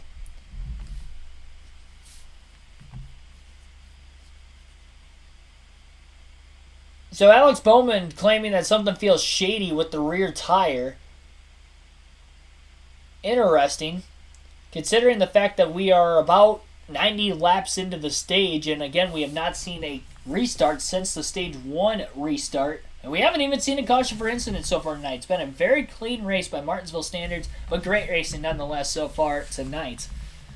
Joey Logano does seem to be a little bit quicker than both William Byron and Chase Elliott. He was 4.5 seconds back about 8 to 9 laps ago. Now he's down to about 3.2 seconds off the race lead. He's too far back to be able to run down Byron and Elliott before the end of Stage 2, but that is noticeable. And knowing that we will get another restart, if Logano's crew can just maintain track position, if not gain spots, look out for Joey Logano in the final stage to maybe contend for his first win of the season. Him, much like Elliott, Blaney, Custer, Almirola, Bell, have not won a race. The only driver in the top 7 who has won a race this year is second place William Byron. Then you have to go back to Austin Cindric in 8th before you find the next driver who's won a race, and those are the only 2 drivers in the entire top 10 who have won a race so far this season, because Austin Dillon and Harvick are winless and they round out the top 10. And Almirola just got around Bell for position. Bell's really losing his long run speed. It didn't really look like that in Stage 1. Stage 1, he was running pretty much 4th, 5th place or so. Finished 4th at the end of that first stage, but he is dropping back as of late. Austin Dillon progressively moving forward. Probably one of the better Chevys in this race today. He's the 3rd highest Chevrolet in the running order, just past Austin Cindric for 8th place. Austin Cindric is having a great night, solidly inside the top 10 most of the way. For qualifying right around 14th, if I remember correctly.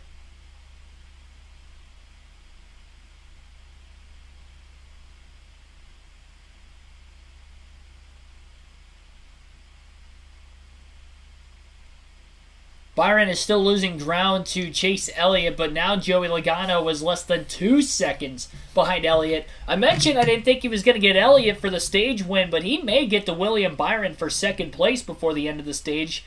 Blaney also faster than the 24 and the 9, but not quite as fast as the 22, his teammate in front of him. Blaney is 2.7 seconds off the lead, about 1.4 seconds behind Byron. Bump and run being put from Austin Dillon to Christopher Bell as they battle for 7th. And Austin Dillon, who started outside the top 20 today, missed it in practice and qualifying yesterday, but they have clicked on something right with that race car as he is now up to a race high 7th place position. 4 laps to go in Stage 1. He may catch Almirola. I don't know if he's going to have enough time to pass him by the time he gets there. He's about 0.6 of a second behind him for another stage point.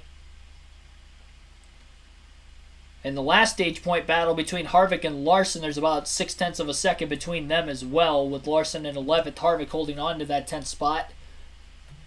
Byron might have gotten through the lap traffic a little bit better than Logano those last 2 laps. It's about 0.9 of a second difference between the 22 and the 24. It was 0.6 of a second just about 2 laps ago.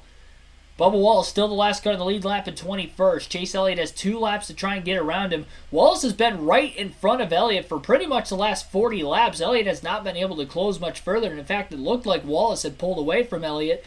Elliott's starting to rail him in a little bit over these last couple laps again. He's not being pressured by the 24 of Byron right now, so he may just let him go to the end of the stage, but we'll have to wait and see. Daniel Suarez, as of right now, in the 99 car, is he's actually 2 laps down. Ty Gilliland is the first car 1 lap down in 22nd, ahead of his teammate Michael McDowell.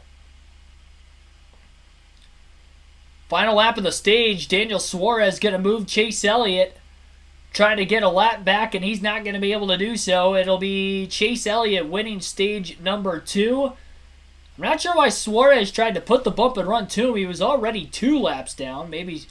Just trying to get back to 1 down, but that was very aggressive from a driver 2 laps down to the race leader. But Chase Elliott will still win stage 2.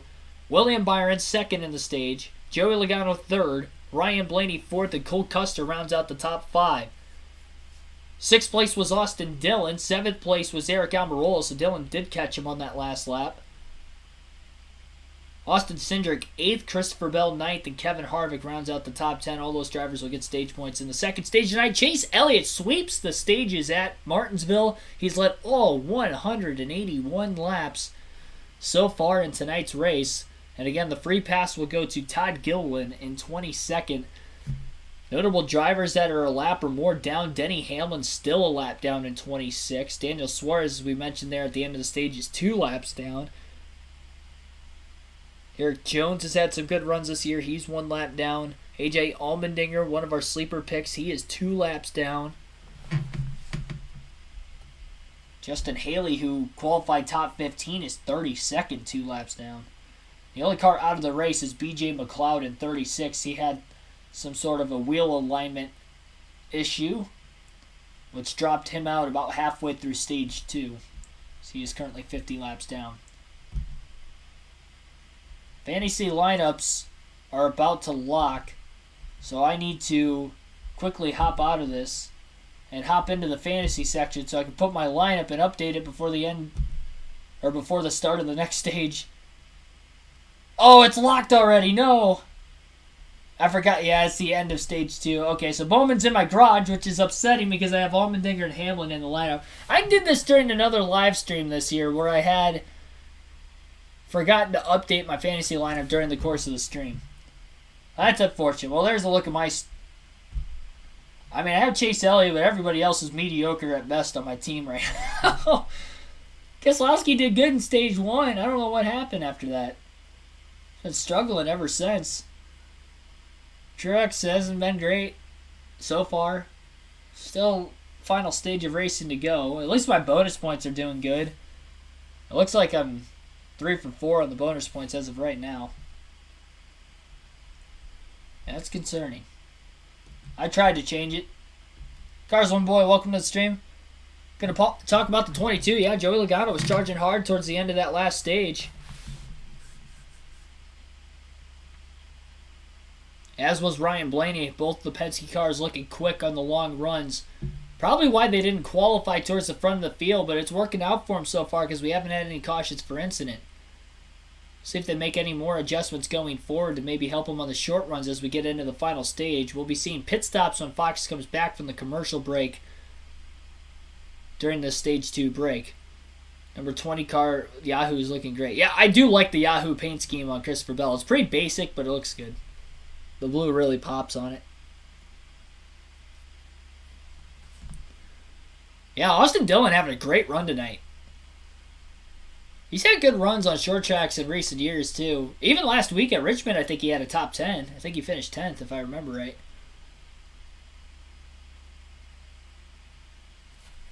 Get that leaderboard back up.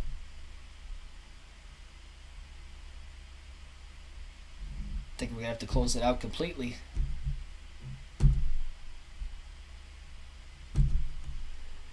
So if we do see any rain, now that we are at the end of stage 2, the rest of this night, which it was about a 30% chance the rest of the night, this race will be official. So if it rains, the race could come to an end, but I don't think there's any really looking like it's going to rain anytime soon. Everybody will hit pit road during the stage 2 break. Chase Elliott will lead the entire field down.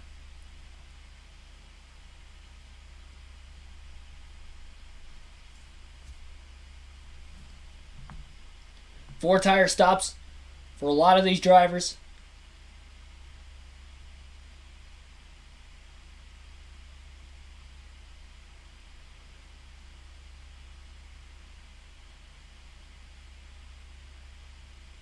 William Byron's crew had a pretty fast stop. We'll see if Elliott's will be a little bit quicker.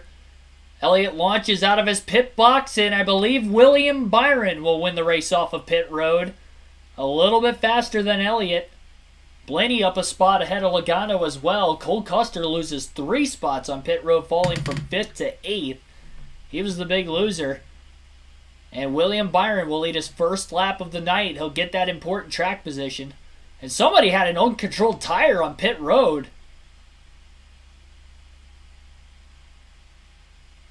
So there's an uncontrolled tire on pit road that had bounced off the 41's right front bumper, then bounced into the driver's side door of Joey Logano. Interesting if there's going to be any damage from that. More from that in a second. Here is Clinton Boyer radioing in to Austin Dillon. Going up there. Man, not as good as it's going in that race car. Tell me about it. You started 23rd all the way up to 6th. Got things going on. Yeah, man, this get by Western Chevy's really fast on the long run. It takes off a little snug, but we got forward drive when everybody else starts to lack it. So we're going to keep on charging, see what we can do with this thing. All right, buddy, keep marching. Yes, again, Chase Elliott, a little bit of a slow stop that time. Not too bad. I mean, he only lost 1 spot, and it was to his teammate, William Byron. But that is going to deem important. Elliott led every lap of Stage 1 and Stage 2. First lap he's not going to lead today, though. Will be coming to the restart as William Byron is out ahead now. Be interesting to see what lane Byron picks on the restart. Elliott actually chose the outside on the last restart. Had a great launch. Byron seemed to spin the tires a little bit. Byron can't afford to have that happen now that we're in the final stage. Seth Thomas, welcome to the stream as well. 79 people watching this stream as of right now. The Blue-Emu Maximum Pain Relief 400 at Martinsville for the night race. We are almost halfway home tonight. 2 stages complete. Final stage will be 220 laps in length to take us to the end, barring any more weather. We had a rain delay at the start of the race. It delayed the race a little over an hour. But a very fast race pace so far, as we have not had any cautions for incident up to this point.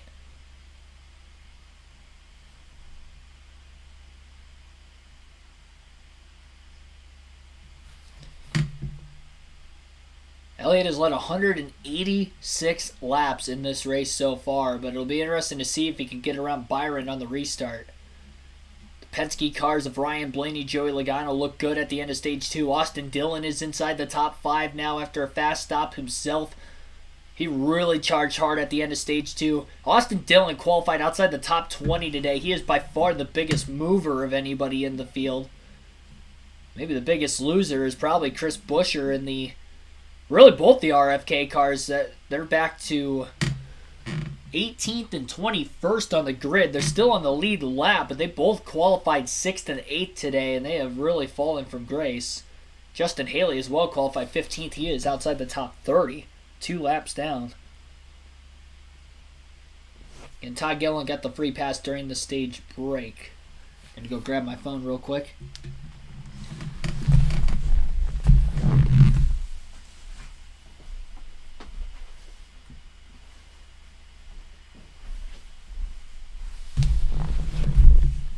Shouldn't have to flip back and forth on the screen anymore. I should have my phone the rest of the race for the chat.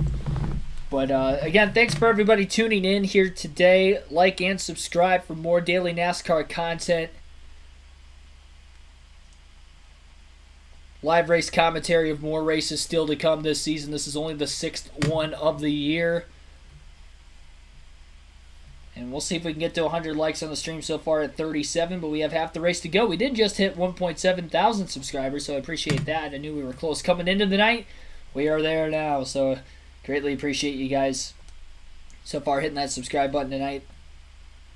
Some new viewers tuning in for the first time on the channel.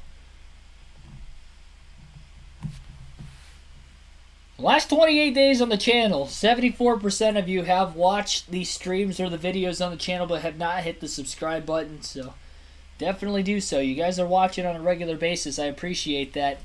Now we just got to run those subscribers up. So looking at the tire wear, of course, with the new next-gen car, the new tires, no inner liner, and obviously our first race at Martinsville. It looks like Cole Custer might have had a... Yeah, so... Cole Custer might have been the car that had the uncontrolled tire. Yep, so that's what it was. So Cole Custer hit a tire coming off of pit road. It was actually his. And then it bounced into the left rear of Joey Logano's race car. I don't think there's heavy damage on the 22.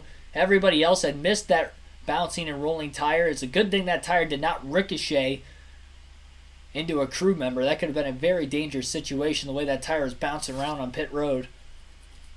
But it was an uncontrolled tire. It wasn't a tire that came off of the race car. It was an uncontrolled tire and a mishap by the pit crew. Custer was in the top 5 all day long. He was 5th at the end of stage 2, 3rd at the end of stage 1, but unfortunately he is now going to have to line up at the tail end of the field in 22nd.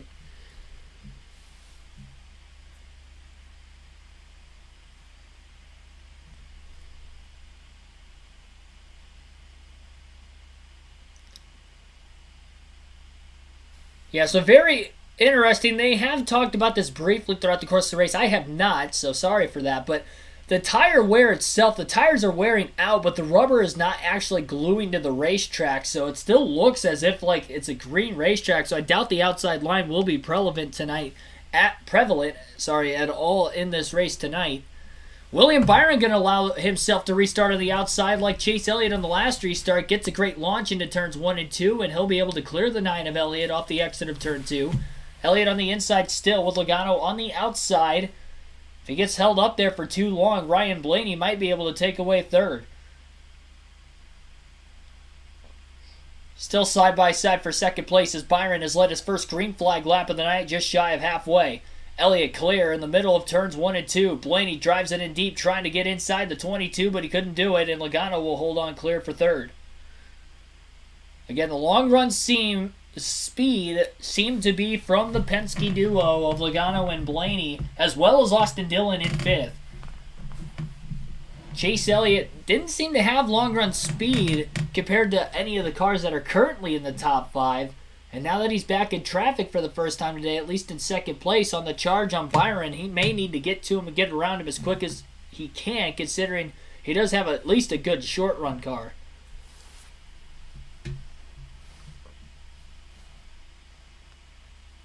Tim Irvin, welcome to the stream.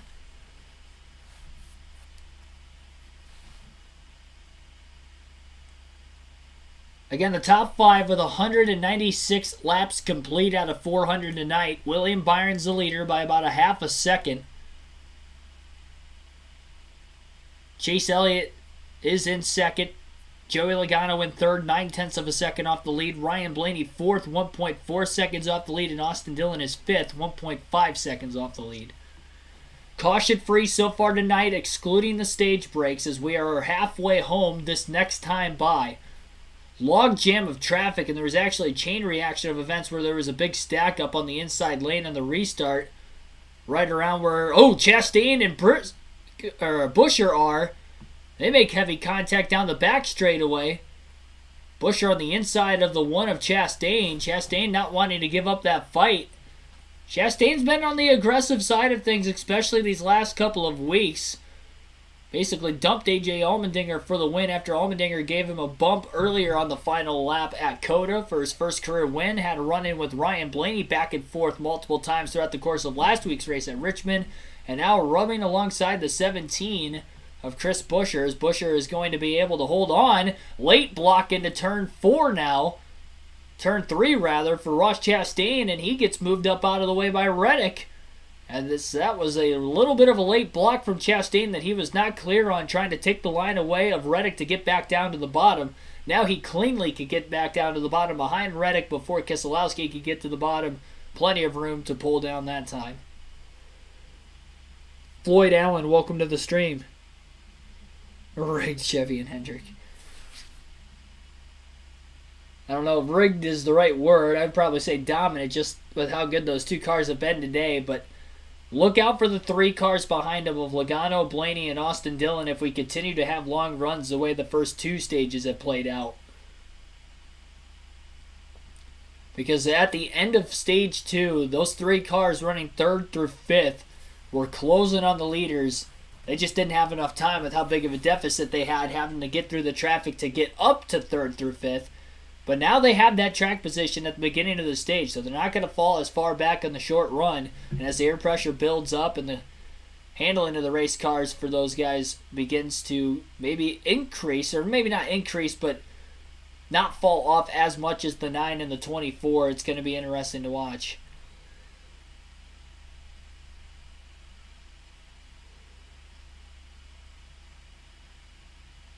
Hear me loud and clear? I'm glad you got your new speaker. Seems like you're enjoying it.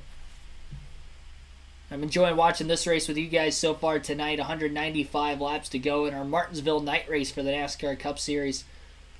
Will we see an 8th different winner in the first 8 races of the Cup Series season? Because so far, we have seen Chase Elliott dominate this race. He won the first 2 stages and led the first 186 laps today before William Byron in that 2014 won the race off of pit road during the stage 2 pit stops. Elliott was out second, and that's why he's in second right now, as he had a good restart to fall in line behind Byron. But Byron has led every lap since the restart and has actually pulled away from Elliott just a little bit. He's about 0.6 of a second ahead of him.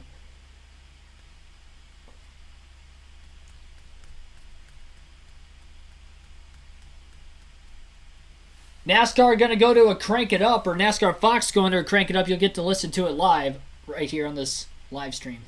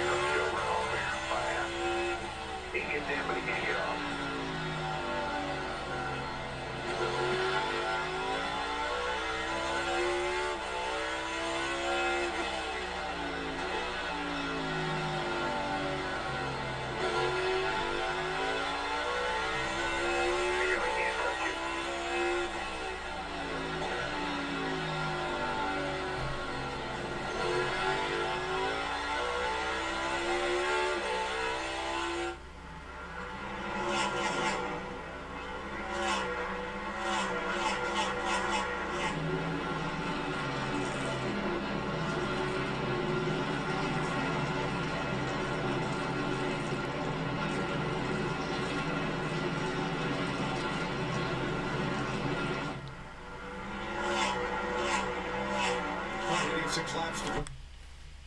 Greatest sound in the world right there. Nothing quite like it.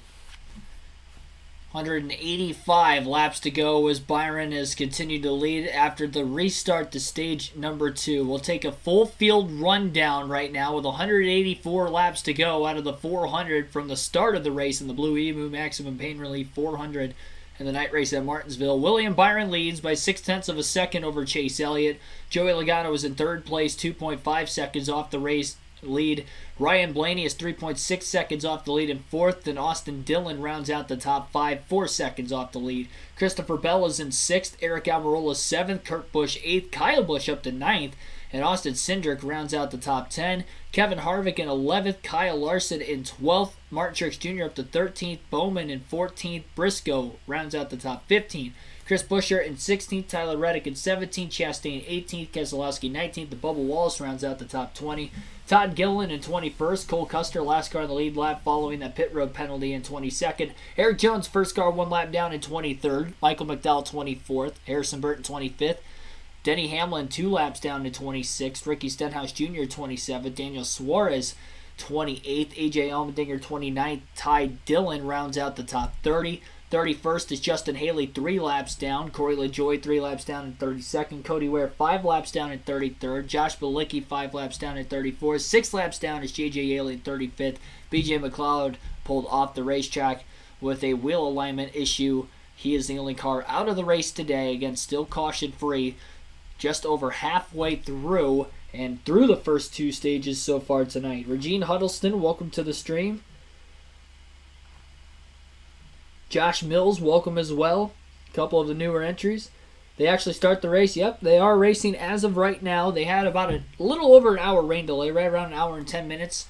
Race was supposed to get started right around 7:40. It was about 8:50. Very fast race pace, though, so far tonight. We are less than an hour and a half into this race, just barely less than an hour and a half into the race, and already we are past halfway home. And not only that, but we only have 178 laps to go at Martinsville, which we know will fly by, especially if they continue to stay green, which they have all night long. Lap traffic and long run speed is going to be interesting. Every driver will have to make a pit stop at some point in this final stage. The first 2 stages they didn't have to make a pit stop, but this final stage they will. And that's why it was so crucial for these teams to try to track the tire wear with the long green flag runs we've had today, because if it does miraculously go green flag to the end, when do you pit? We don't know exactly how much tire fall off there is from fresh tires to new tires, considering the fact that we haven't had green flag pit stops to really test that out, and this is the first race with the next gen car at Martinsville. So it is going to be fun to see if we have green flag pit stops tonight at Martinsville, how that could shake the running order up as well. You definitely want to stay out as long as possible, because if you pit, you're going to lose 2 laps at this small half-mile paperclip.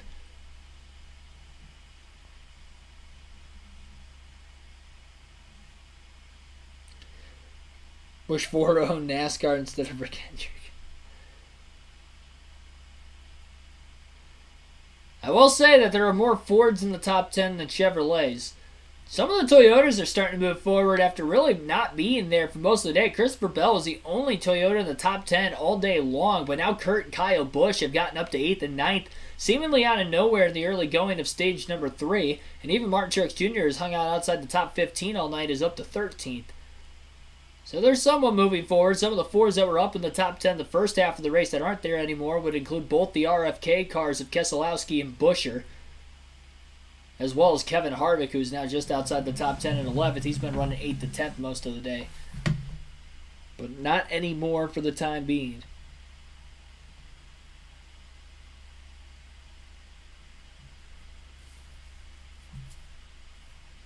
Logano about 3.3 seconds off the lead of Byron and Elliott. Blaney 4.3 seconds back. And as they continue to fall backwards, the hands of Byron and Elliott, when will that transition point be where they will get going on the longer run like we saw at the end of stage 2? Same goes for Austin Dillon. There's about an increment of 1.1 seconds between Blaney in 4th and then Logano ahead of him in 3rd. And about another see here, about 1.1 seconds as well in between Blaney in 4th and then Dillon behind him in 5th. Austin Dillon, that is.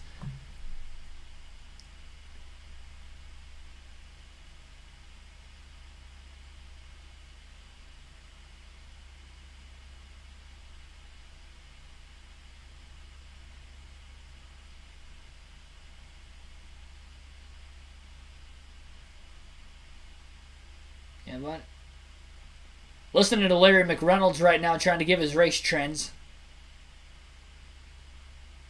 So he expects that the fuel window is about 150 to 160 laps tonight. Again, with the next-gen car, we don't know exactly because this is the first race at Martinsville, but that is a rough estimate according to Larry McReynolds.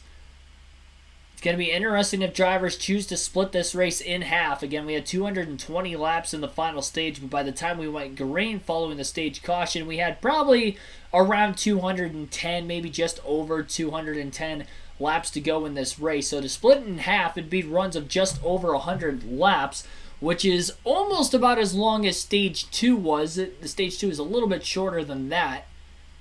But it is very, very interesting because if you choose to pit, you're going to go 2 laps down if a caution comes out before the rest of the field cycles through. But if a caution does not come out, you pit early, you're going to cycle way ahead of the rest of the field. And I'd have to imagine with the tire fall off that we seem to be having in this race, but there is still not a lot of grip on the track considering the fact that the rubber, although it is wearing off the cars, is not actually grinding into the track and making extra lines. It is still a one groove around the bottom racetrack, and that top side is probably not going to come in at all tonight with the lack of rubber being laid down in that lane. 82 people watch right now. Like and subscribe for more daily NASCAR content. Watching the Blue Max. Yeah, I had it right the first time. The Blue-Emu Maximum Pain Relief 400 Martinsville night race for the NASCAR Cup Series. Race is on Fox Sports 1 as of right now. For those of you just tuning in and wondering, first Saturday night race of the year for the NASCAR Cup Series. We had live commentary last night for the Xfinity race as well. Fireworks at the end of that one. A fight ensued. What will happen in tonight's Cup Series race? Been calm so far. We know that races tend to heat up as they get closer and closer to the finish. Chase Elliott is definitely running down William Byron over the last handful of laps. At one point it was about a 9/10 of a second lead, but as Byron has caught more lap traffic, getting around LaJoy a couple laps ago and now working on the Stenhouse in the 47, Elliott is seemingly getting through that lap traffic just a tad quicker. And he has cut it down to about 2.5 car lengths behind Byron into turn 1 with about 160 to go. Byron gets into the left rear of Stenhouse trying to use a bump and run maneuver to get around the lap car, knowing the 9 car is getting bigger in his rearview mirror. I do like Blaney's paint scheme too tonight, Tim.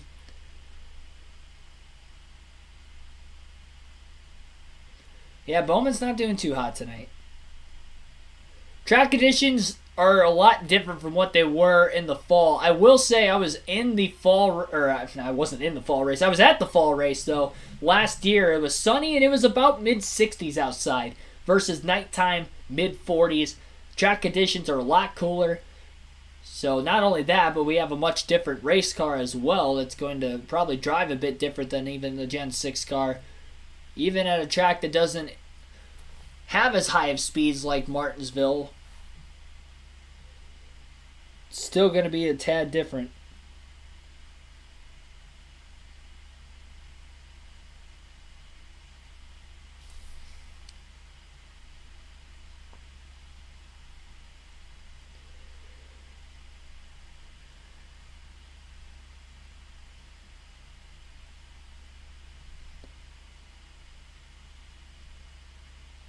Fox is currently on a full screen commercial break. Again, your top 10 right now. William Byron in the lead. Chase Elliott 0.3 of a second back in second place.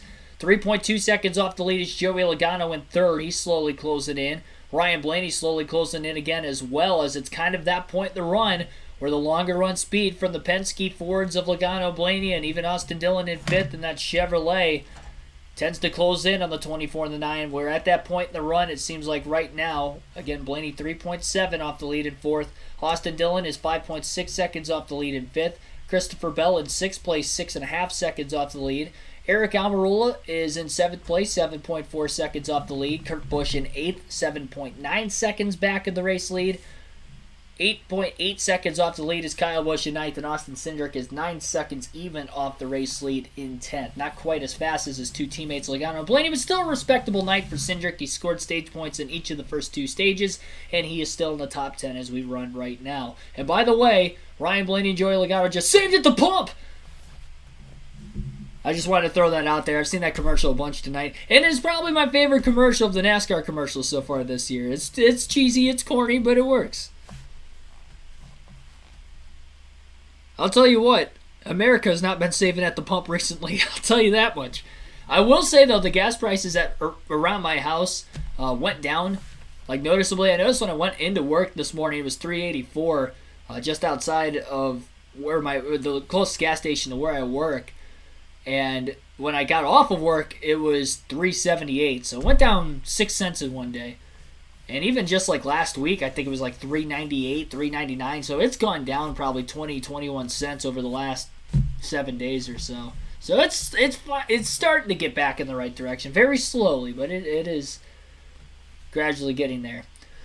Ryan Blaney has ran down Joey Logano for position, as well as the Hendrick battle at the front of the field thickening between Byron and Elliott. During the commercial break, like, Daniel Suarez went a bit wide, having some sort of an issue, and Chase Elliott had ran right into the side of him off the exit of turn 4, just kind of wrong place at the wrong time situation for Elliott trying to get around Suarez, but it doesn't seem to have costed him any sort of time because he is all over the back of the 24. And again, Ryan Blaney now only about 0.4 of a second behind Logano for 3rd, but they're still 3.5 seconds back. If the 9 and the 24 get to battling, get to working their tires a bit earlier in this run, it's only going to help Logano and Blaney, who already have better long-run speed for most of the night. Michael Weeks, welcome to the stream.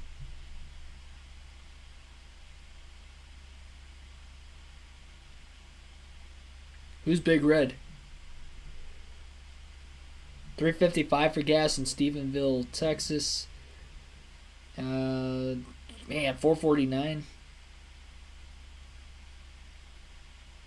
Went down 50 cents. So it sounds like you guys are also having gas prices drop. Well, good for all of us. It's a win for all of us. We're all winning tonight. Watching some NASCAR. Gas prices are dropping. We're trending in the right direction. I don't know what I'm going to do tomorrow with no NASCAR racing going on. That's going to be weird. I mean, I have a couple race highlight videos to upload from the commentary, both from the Xfinity and the Cup races this weekend, so that'll be up on the channel. And don't forget, we will have a post-race following this race here tonight, so stick with us. You guys will get to listen into the interviews from the drivers in the post-race. The race pace going along pretty well. I was going to say the race pace going along pretty well right now. They'll probably get done within the air time, but I forgot we had about an hour rain delay, so maybe it won't finish within the air time still. Likely won't, with that being said, but whatever interviews there are, you guys will get to listen to them. Ross Chastain getting desperate for 14th, trying to put the bumper to Alex Bowman in the 48. He's done that a couple corners in a row. About 11 seconds off the race lead. I think Chastain's car is coming to life a little bit considering the minimal speed he's had. And I say minimal because he has been outside the top 15 most of the day. But during this current run, he's gained about 4 spots. And he's working for another one on Bowman as of right now. Cole Custer is the last car in the lead lap right in front of William Byron and Chase Elliott. Interesting considering that Custer was in the top 5 all day, but he had to restart at the rear of the field and probably struggled getting through some of those lappers at the rear of the field, which have put him in this compromised position. He's definitely having his best run of the season by far until that happened. At least he's going to walk away with a bunch of stage points no matter what.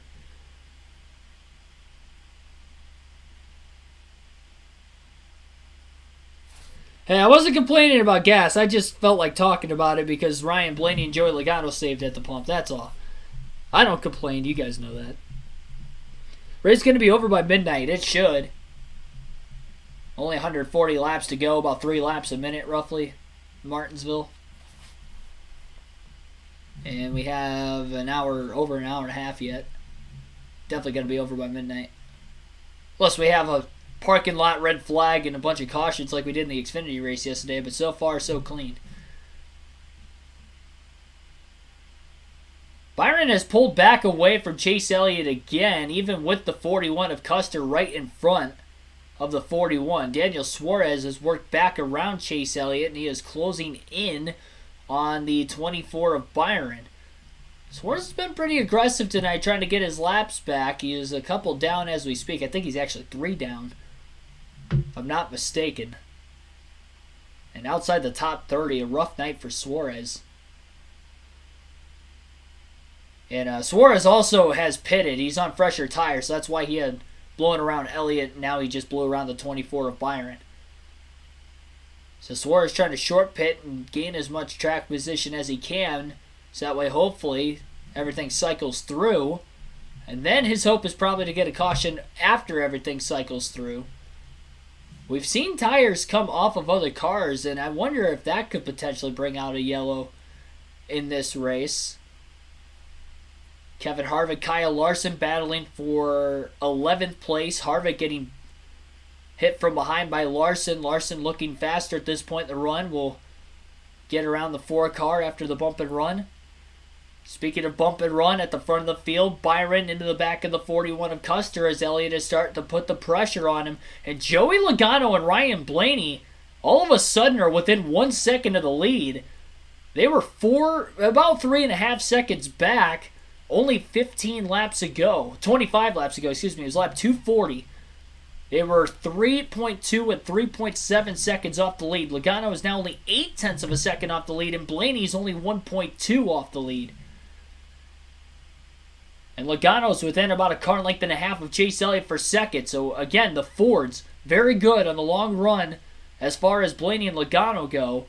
And even Austin Dillon has closed just a bit. He was about 5.5 back. He's down to about 4.2 back, but not quite as quick as Blaney and Logano like he was in Stage 2.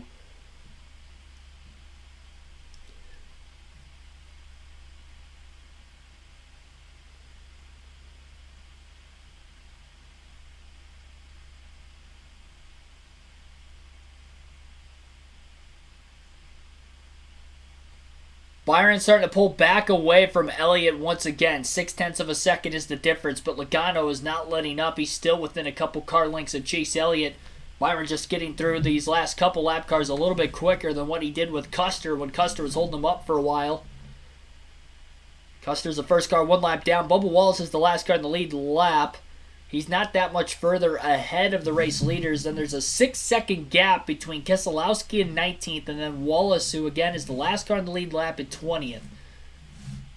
So maybe the lap traffic will race William Byron a little bit easier when they're already 1 lap down versus just trying to hang on for the lead lap and hope for a caution, which again has not happened so far tonight.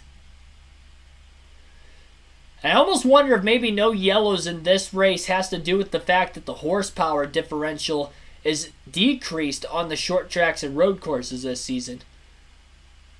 You look at the only other track that had the only other races, I should say, this season that haven't had many cautions would be Phoenix and Richmond, along with Martinsville. And those are all 1 mile and shorter racetracks, which last year would have used the 750 horsepower low downforce package. This year, every race is using the same package, excluding super speedways, which have their own kind of rules package for obvious reasons. Everybody using low downforce 670 horsepower. So maybe the car control is a little bit better in the drivability side of things for the road courses and short tracks versus the intermediates, going up in the horsepower and lowering the downforce. It's a major, major difference.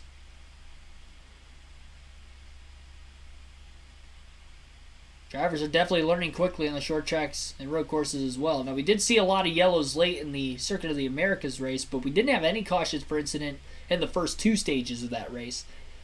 It's kind of one of those deals where cautions were breeding cautions late in the race. And those were the only yellows we got all day long at COTA. Only a couple for incident all day long at Richmond.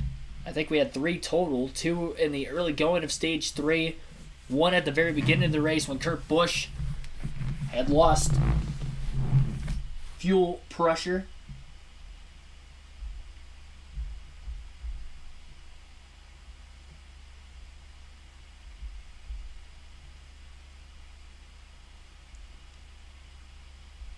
$45 likes on the stream right now. We've had upwards of 80 people watching. Make sure to hit that like button. Our goal is 100 by the end of the night. We have 124 laps to go.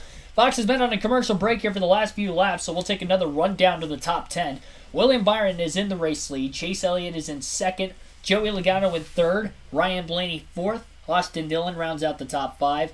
Eric Almirola 6th. Kurt Busch 7th. Austin Cindric 8th. Kyle Larson 9th. Kevin Harvick rounds out the top 10.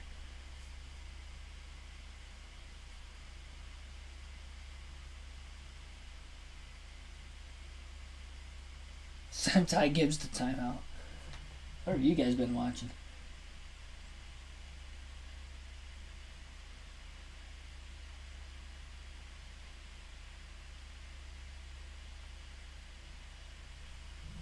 I could see fines being sent out to Sam Mayer and Ty Gibbs, but they're not going to suspend them.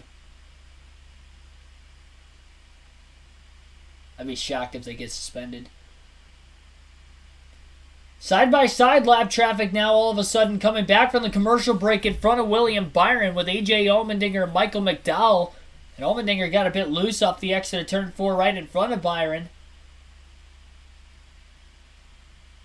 We'll see if Elliott can close. Although Elliott's not really able to close because Joey Logano is within 1/10 of a second of Chase Elliott that last lap at the line. And they're side-by-side now for second. Trying to break up Hendrick Motorsports, who has ran 1-2 almost all night long. Joey Logano, Ryan Blaney with the long run speed have finally worked underneath Chase Elliott, who may have been just holding him back to allow the 24 car to continue to lead. To split this stage in half, they're going to have to go about another 15 to 20 laps. Then maybe we'll see some drivers on the lead lap come to pit road. I say if you're at the tail end of the lead lap, might as well try it. You don't have anything else really to lose at this point. Byron is definitely pulling away from second place as that battle has increased. But Logano has been cleared now of Chase Elliott. Logano really put the bumper to Elliott in that initial move to get down to the inside of him. Then they race side by side for a couple laps before Logano could pull clear of the 9. Ryan Blaney was also close enough on the bottom to be able to make the pass for second as well. Austin Dillon now to fourth. Chase Elliott, once he got stuck on the outside, lost 3 positions in a matter of a couple laps. And this is as far back as Elliott now has been in the field all day long as he currently runs 5th. And now we'll have to look at the interval in the lap times between Logano and Byron to see how that is going to change lap after lap as we get closer to potential green flag pit stops. And Austin Dillon in 4th is looking really, really fast. I think a large part of him closing in on Blaney and Logano, who were even a few seconds ahead of him, was largely because of the battle for second between Logano and Elliott, and then Blaney was stuck behind him with nowhere to go, and that kind of stacked everybody up for a few laps, allowing Austin Dillon to get there. But Chase Elliott has definitely lost a lot of speed on this longer run, has not been able to manage the tires well in the long run compared to the other drivers ahead of him in this race so far tonight. So this longer final stage and without any cautions has definitely hurt the 9 car. And William Byron is also losing time right now to Joey Logano. Over the last 3 laps, Logano has gained about 1/10 of a second a lap on the 24 car. And in a matter of about another 14 laps at maximum, he is going to get to Byron, which is going to be around the time we may see some cars pull onto pit road. We may see some cars even pit before that. Chase Elliott is now 4.5 seconds off the race lead. To think he was just 1 second back of the race lead only 8 laps ago. And you almost wonder if Chase Elliott might take the risk and come to pit road sometime soon, considering how much time he is losing. Because he is never going to be able to get that time back again unless lap traffic gets absolutely insane the last couple laps, or we get a couple cautions if he doesn't change his strategy call. And he's going to have to pit before the rest of the leaders ahead of him, as much as he doesn't want to do that in case a caution happens. We'll see. And I will say the longer that they stay under green flag, the more of a chance the cautions could come out as well, considering the tires are wearing out more and more and more. And you'd have to imagine somebody's going to lose control at some point. Or better yet, maybe a tire is going to go down at some point with how much they start to wear. Again, the fuel window itself is 150 to 160 laps. So as of where they are right now in this stage, they could actually go about another 40 to 50 laps on fuel before they would have to pit. But they have gone almost halfway through the final stage. And the longer they go past halfway, that means that the second run isn't going to be as long as the one right now to the end of the race. I don't know if there's ever been a caution-free Martinsville race before, but considering we have 2 stage cautions outside of that, though, this is about as close as we could get to it. Kyle Busch is on pit road as we speak. Martin Truex Jr. also coming down. So strategy call for the Joe Gibbs Racing Toyotas. Busch had gotten himself up to about 9th place at the time of him pitting. Martin Truex Jr. was in 13th once he hit pit road. So again, a couple drivers either in the back half of the top 10 or just outside the top 10 pitting. They were about anywhere between 10 to 15 seconds off the lead between the two of them. They'll go a couple laps down, but if a caution does not come out, they're definitely going to gain track position out of this. How much of it, though, will be the interesting question. And again, they were far enough out of contention that they were not going to win this race staying on the same strategy as everybody else. You had to change it because we haven't seen a caution yet. Looks like they're going to have to try and change the strategy under green. Brad Keselowski towards the rear of the lead lap, also on pit road. Oh, wow. Major problem for the 19 of Martin Truex Jr. He came off of pit road, and I think he got into somebody. He's very slow on the front stretch, and this could bring out a caution. His right front tire is down as he had made contact. They'll probably show the replay very soon. It doesn't look like a caution's going to fly. His tire is flat, but he is not shedding any pieces of debris. And he is on the inside of the racetrack out of the way. And a problem for Martin Truex Jr. And I think the tire was actually already flat when Truex had pulled off of pit road. So this is very odd. I almost wonder if the air pressure was maybe a little too low, and that's why it was flat.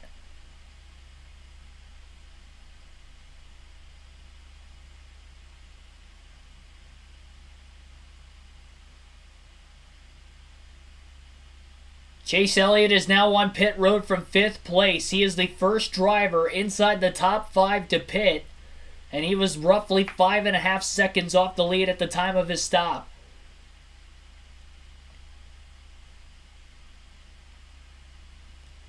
Again, we continue to stay green as Truex was able to limp his car to pit road. He had a flat tire exiting the pit lane randomly. He didn't have contact. The only likely situation I can think of is that maybe the air pressure was too low on the right front tire. And it was just kind of riding too low. With no inner liner on the race car, I could see that definitely being an issue.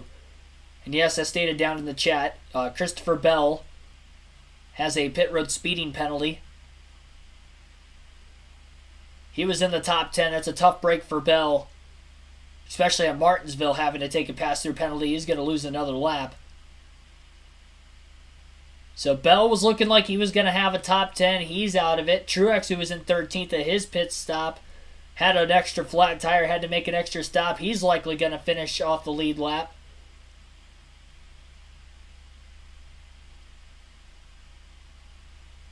So again, Chase Elliott was the only car in the top 5 to pit. Now Eric Almirola, who was in 6th place, is also on pit road.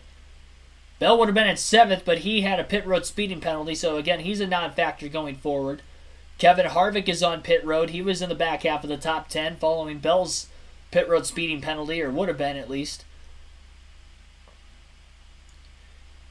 Kyle Larson is also into pit, and he was also in the top 10. The leaders continue to stay on the racetrack. This may allow Chase Elliott to cycle to the lead following the restart. But now the longer that the leaders wait while they're giving up time now, if they say pit about 20 laps after Chase Elliott pits, then they're going to try to gain time back, and now William Byron is coming onto pit road. So the race leader is in. We'll see if the rest of the cars behind him on the lead lap will pit as well, and that is the case. Joey Logano, Austin Dillon, and Ryan Blaney stays out. Blaney will lead his first lap of the race, and he's one of the only few cars that still has to make a stop. The only drivers on the lead lap that have not pit would be Ryan Blaney, Ross Chastain, Chase Briscoe, and I believe that's it. Cindric is in now. Gutsy strategy for Blaney, staying out even an extra lap compared to the 22 and the 3 and the 24. Chastain's into pit. Briscoe's into pit. Blaney is still out on the track. Ryan Blaney is the only driver right now on the lead lap that still has to make a stop. Pit road penalty, Kyle Larson.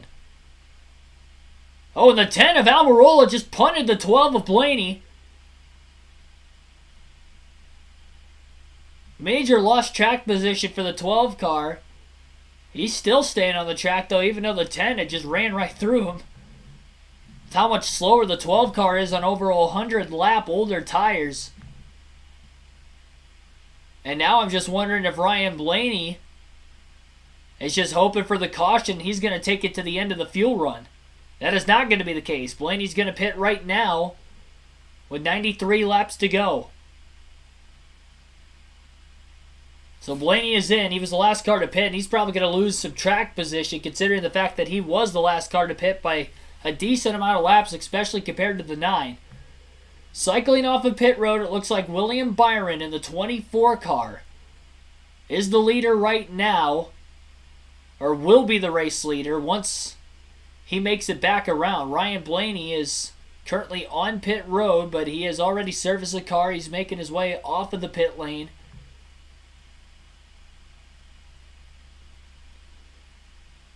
And William Byron will be the leader once again following green flag pit stops.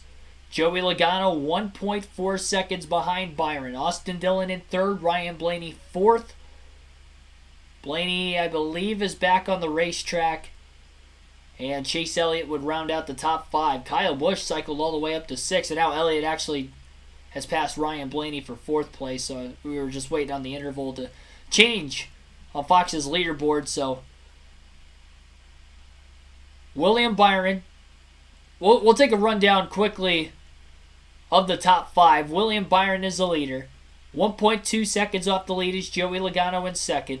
1.5 seconds off the lead is Austin Dillon in 3rd. Chase Elliott is in 4th at 5.9 seconds off the lead. Kyle Busch rounds out the top 5, 7.5 seconds off the lead in 5th. 18 cars on the lead lap. And caution is out. Caution is out on the racetrack right now. Fox is under commercial break, but there is a caution according to our leaderboard with 89 laps to go.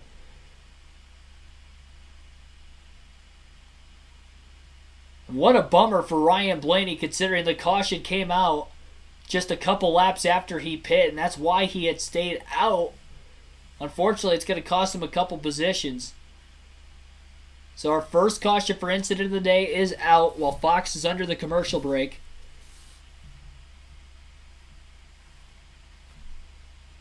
And this is going to be interesting because Chase Elliott has some pretty old tires right now compared to a lot of the other cars in the top 10. Kyle Busch as well. Kyle Busch, of everybody in the top 10, has the oldest tires. And then Elliott would probably be second behind him.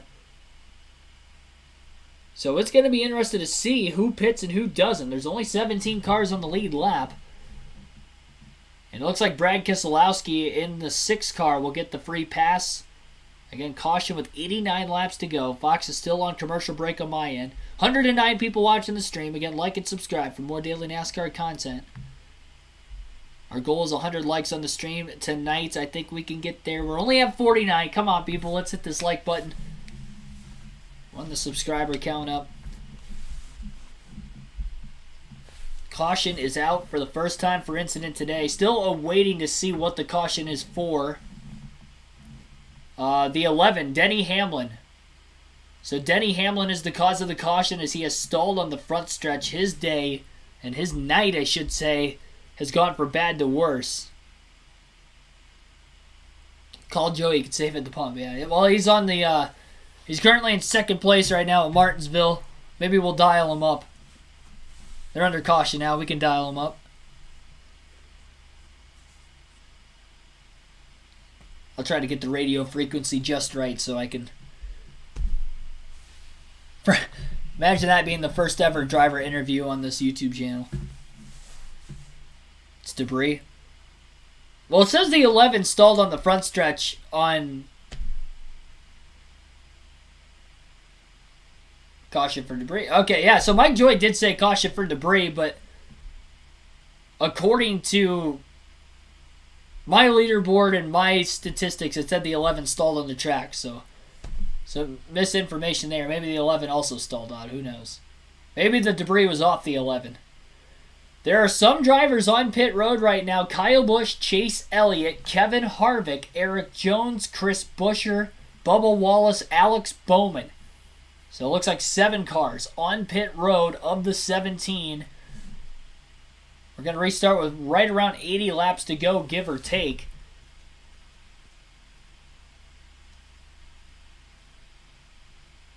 Busch wins the race off of pit road ahead of Elliott, but they will line up likely 11th on back. It's going to be interesting to see, though. Now, Blaney only has a couple lap old tires compared to pretty much every other car ahead of him. I think there will be a little bit of a difference for the drivers who just pit under the caution compared to those on the track right now, but it's probably going to be very minimal of an advantage. If only Blaney could have stayed out an extra 4 or 5 laps. Could have trapped nearly everybody a lap down.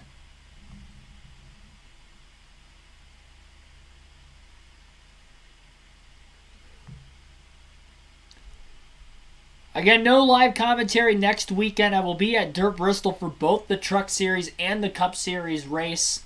So race highlight videos from the grandstands from both days of action, as well as the heat races for the Truck and the Cup Series that weekend. So plenty of action from the track on the channel. Predictions video, post-race analysis. It'll be a lot of fun for myself, and can't wait to show you guys my footage and my eyes of the racing itself. And the initial reaction, of course, after the fact. But the next live race commentary will be the following week when I am back in town, and that will be for Talladega. The Geico 500 at Talladega. We will be commentating, or I will be commentating that race that Sunday afternoon. So mark your calendars, everybody. If you can't watch the Talladega race in person, you can come right here on the channel, or well, in person or on TV. You can come right here on the channel and we're doing the live race commentary like we are doing tonight.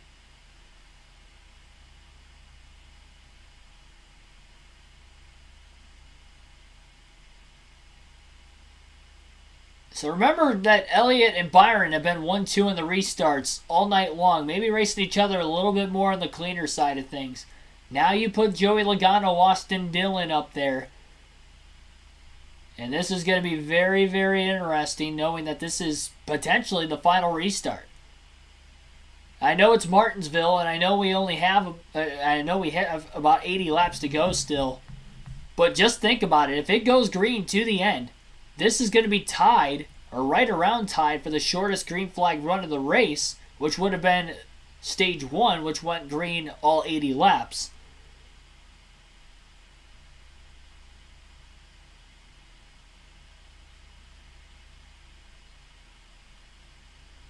So they're heading to the choose rule right now in the front stretch. They'll get 1 to go, which means we'll have a restart with officially 81 laps remaining.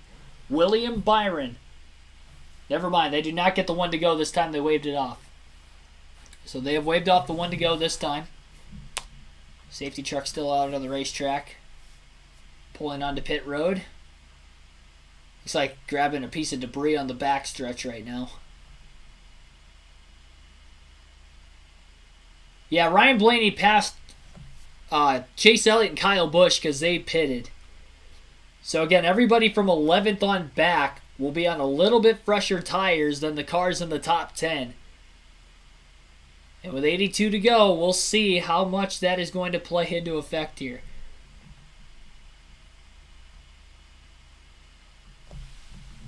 Randy Vandiver, welcome to the stream. Just got back from work, so what did I miss so far?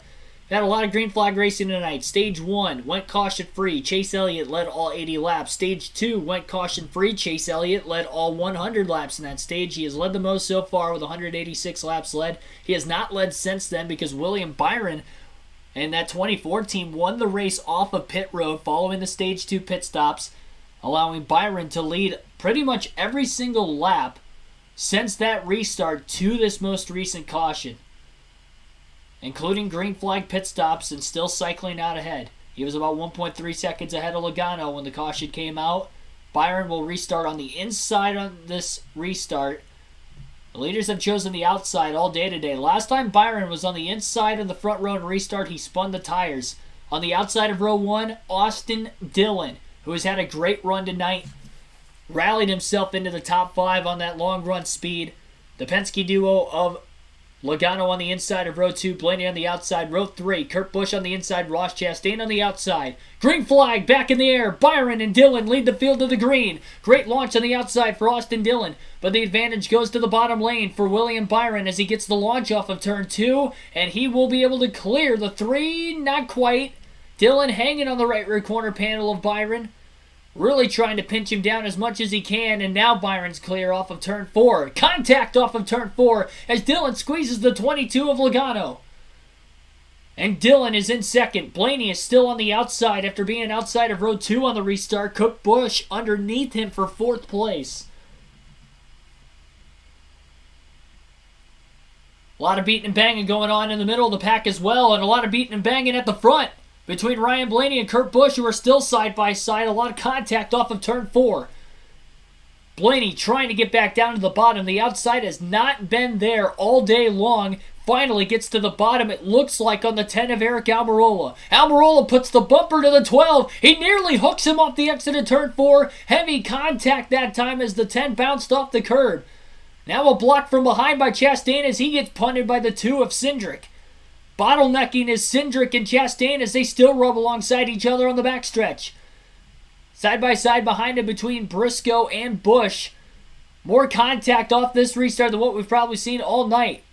Cindric still leaning on the 1 of Chastain. 3 wide into turn 1 now as Cindric got bottled up behind the 1. Sandwiched between Busch and Briscoe off of turn 2. Busch gets by on the outside. The 2 and the 14 continue to slam doors into turn 3.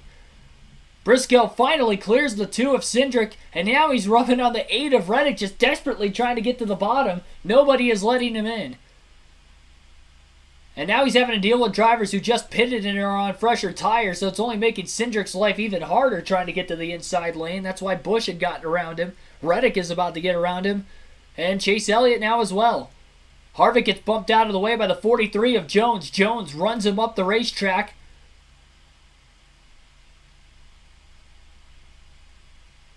Bubba Wallace, Kevin Harvick, also side by side and making contact. Cindric finally gets to the bottom between Jones and Elliott.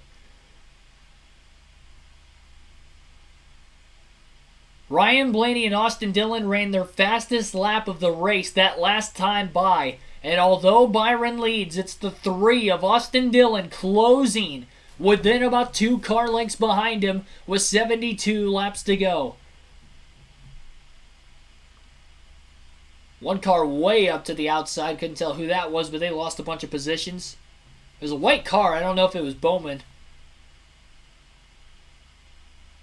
It wasn't Bowman because he just made a pass on Harvick through turns 1 and 2 for 15th, as Harvick has really gone backwards after this restart. He was in the top 10. He's back to 16th now. Buescher going to get around him for 16th, and now Harvick's back to 17th. He was in the top 10 most of the night. William Albright, welcome to the stream as well. Welcome anybody who is just tuning in for the first time. 130 people watching, 70 laps to go at Martinsville under the lights. Aggressiveness has picked up after the most recent caution, what could potentially be the final restart of the race. We have had nothing but long green flag runs all day long, so it would not be surprising. This would tie the shortest green flag run of the race at 80 laps if it goes green to the end. William Byron and Austin Dillon are 1-2. And within about 0.4 of a second of each other. Joey Logano, Ryan Blaney, Austin Dillon are the 3 cars that have had better long run speed than anybody else in the field today.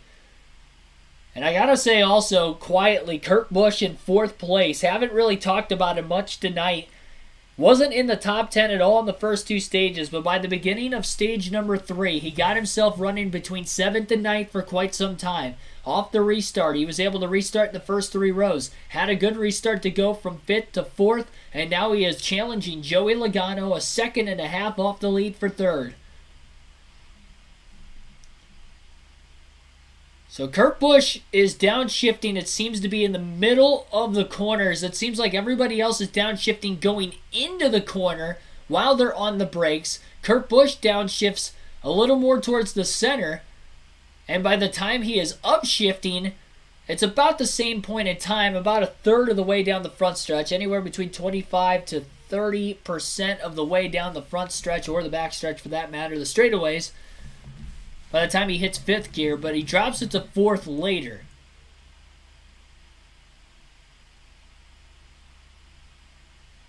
Logano's going to gap Busch that last lap. He definitely beat him back to the gas, seemingly off the exit of turn 4.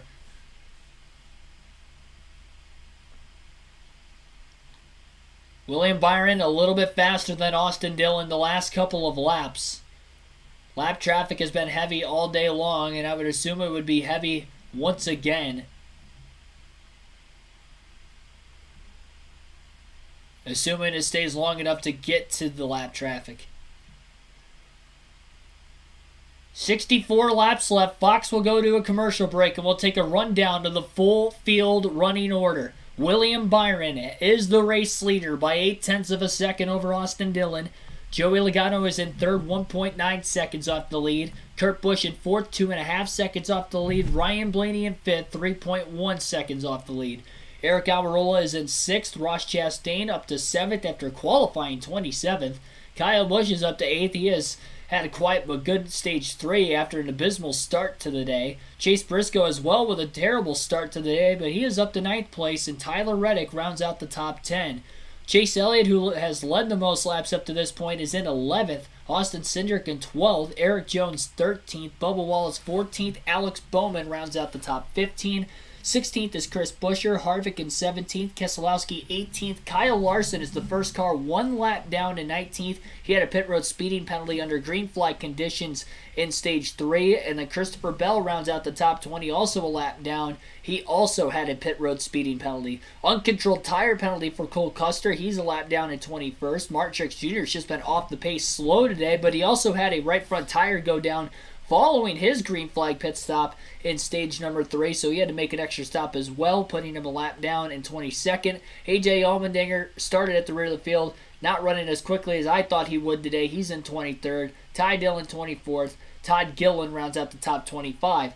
Denny Hamlin has had an even worse of a day. He is 2 laps down right now in 26th. Michael McDowell 27th. Ricky Stenhouse Jr. 28th. Harrison Burton 29th. And Daniel Suarez rounds out the top 30. 3 laps down for Stenhouse, Burton, and Suarez.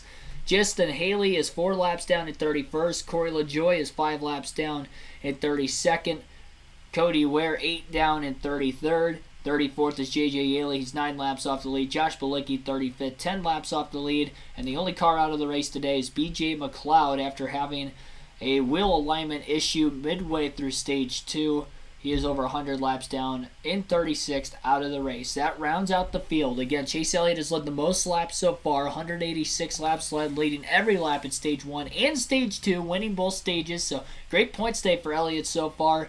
Just outside the top 10, though, right now. Definitely not deserving of how good of a car he has, especially knowing that he probably does have the best short-run car in the field. But he is suffering back in traffic. William Byron has led over 150 laps and counting now and could lead the most laps today if he continues to lead towards the checkered flag. Austin Dillon led 1 lap off the restart, challenging Byron for the lead. Ryan Blaney led 5 laps in the middle of green flag pit stops. Those are the only 4 drivers to lead a lap in today's race.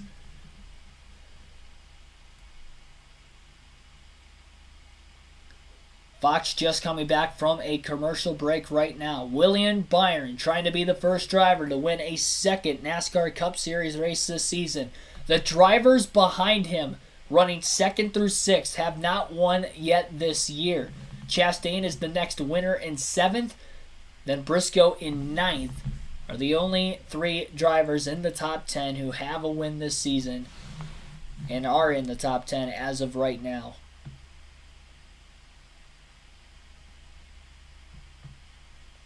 Already had some upset winners this year in the likes of Austin Cindric winning the Daytona 500 and then first career wins after strong starts to the season for both Ross Chastain at COTA a couple weeks ago and then at Phoenix for Chase Briscoe in the 4th race of the season. Can Austin Dillon perhaps pull off an upset in the sake that a driver who only has 3 career wins having another career performance tonight, running in 2nd? He's had great long-run speed. The Hendrick cars of Byron and Elliott, who have led all these laps today, believe it or not, though, have not been as fast on the long run. What they're able to do in the first 40 to 50 laps of a run is they're able to gap the drivers behind them by about 4 to 5 seconds, and then they have to manage that gap all the way back down. Right before those green flag pit stops started in Stage 3, Logano got within a second of Byron for the race lead at the time, as well as Austin Dillon. Ryan Blaney was right there, but then Blaney stayed out of the pits a little bit longer, about 5 laps longer than everybody else, so he lost that track position because of that. That's what put Kurt Busch now up to 4th place.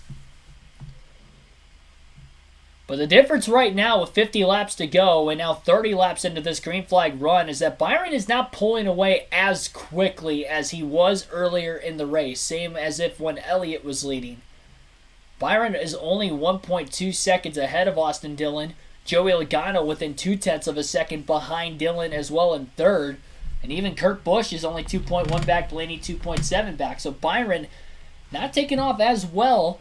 And maybe some of the adjustments could have been made for the 24 car during that last pit stop to maybe make him a little bit better on the longer run.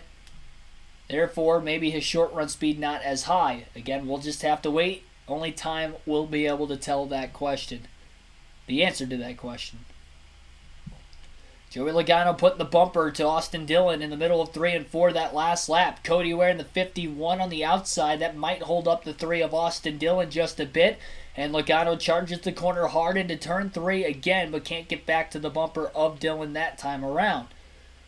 Trying to find a way to get the run off the exit of the corner so he could charge the corner, use the 3 of Dillon up, use the bump and run and get around him. Logano's got to do it quick because as they run close to one another and they start to battle for second, Byron now has widened the gap out to about 1.6 seconds. So Austin Dillon not running as quick of lap time since Logano has filled up the rearview mirror of the 3 car over the last handful of laps.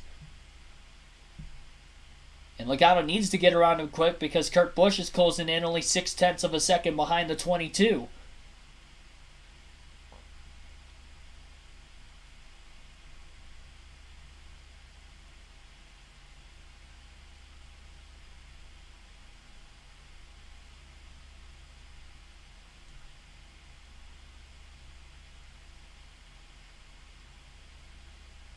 Brake rotors have been glowing all night long, and the drivers are definitely pushing it to the edge now, more so than what they might have in the first 350-plus laps of today's race.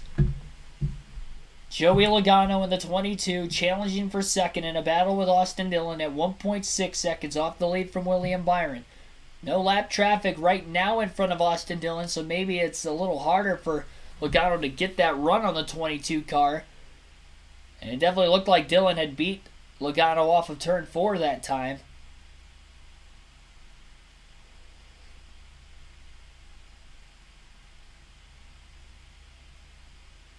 Pretty much identical lines being ran right now by the 3 and the 22. One thing I noticed, at least earlier in the race, was William Byron was running just a tad off the outside of the curbing.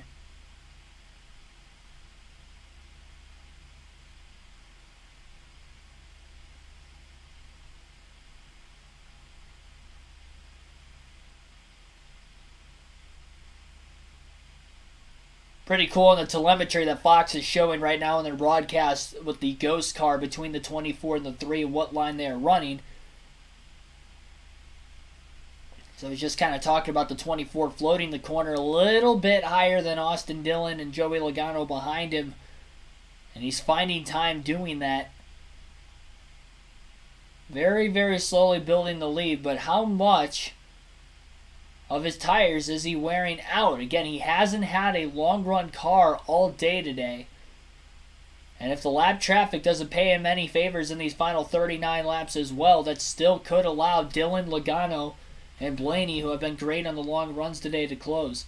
Kurt Busch at 4th. I'm not sure exactly what his long run speed looks like because he hasn't been up at the front of the field at all yet in this race. So him in 4th right now. A little bit of a question mark as to exactly how much speed is underneath the 45 car's hood.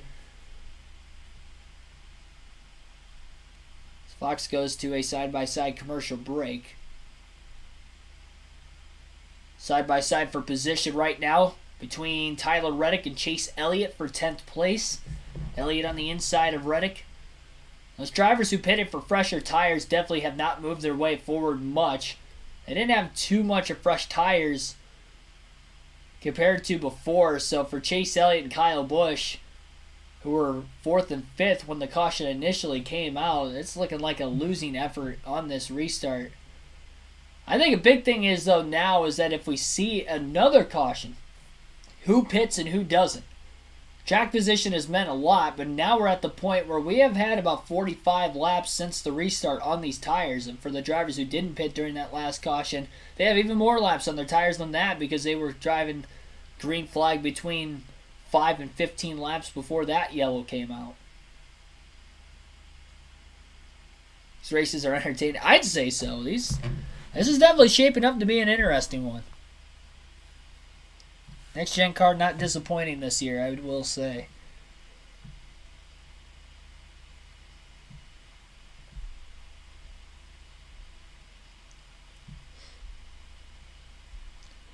Again, like and subscribe for more daily NASCAR content.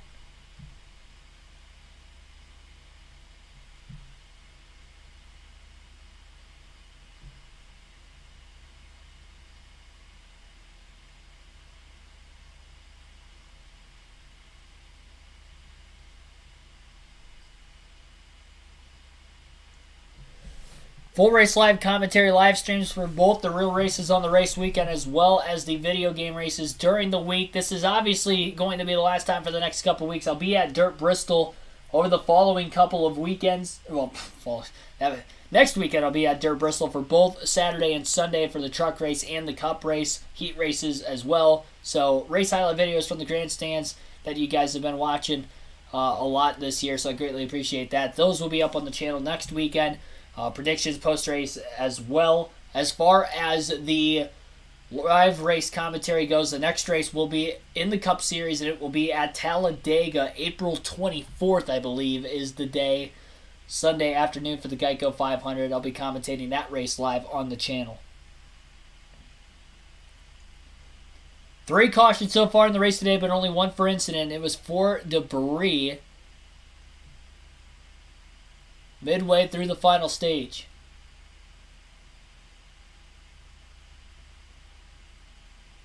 It was debris on the backstretch. Joey Logano, even through the commercial break, was still not able to get around Austin Dillon. Byron slowly still pulling away, now to a 1.9 second lead with 28 laps to go.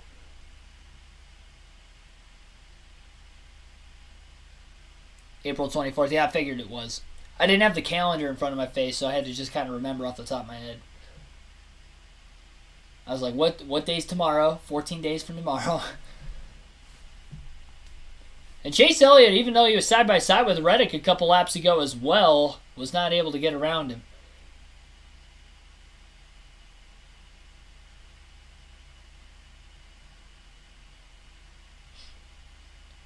So Chase Elliott, Kyle Busch really only have about 10 lap fresher tires than Byron Dillon. Probably would have made a difference that first 10 to 20 laps after the restart. The tires have to be pretty well evened out right now, which is why they're stuck in traffic on top of the fact that it is a one-groove racetrack today. Austin Dillon a little bit quicker than Byron that last lap. It's down to a 1.8 second lead now. It was 1.9. 22 going to overdrive turns 3 and 4 a little bit. Almost got into the side of the 15 car of J.J. Yaley, and Austin Dillon gaps Joey Logano a little bit because of it.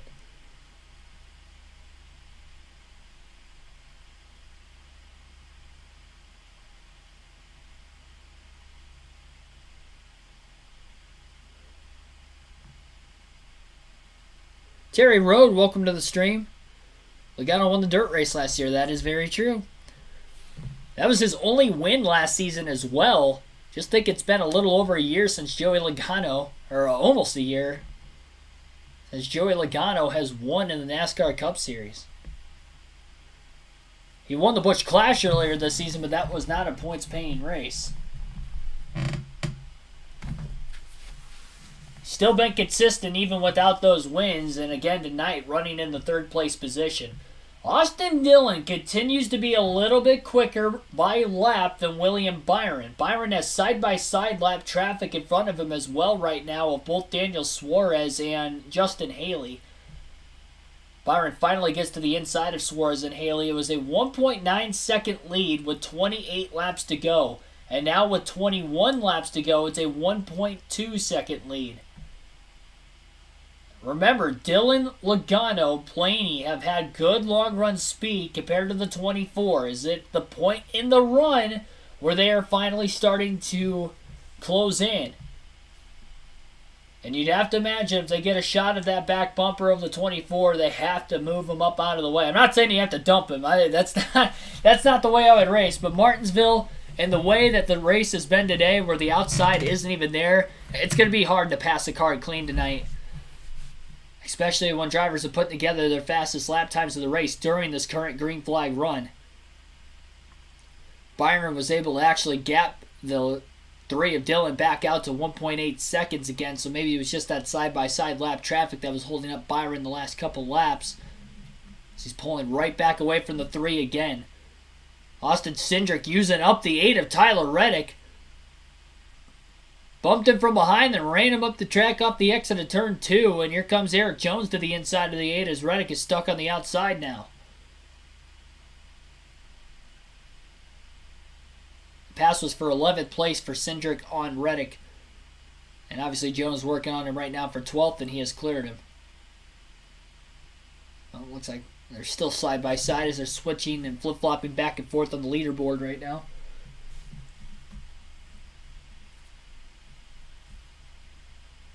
Dillon is really losing time all of a sudden. Now he's all of a sudden 2.5 seconds off the lead. He did close it down to 1.2 just 4 laps ago. So now he's lost about 0.6 of a second of his lead. Well, 1.2. Actually, he's lost about 1.3 to 1.4 seconds of his lead over the last 5 to 6 laps. Harvick to the inside of Tyler Reddick for position as Reddick still can't get to the bottom. Bowman got around him as well.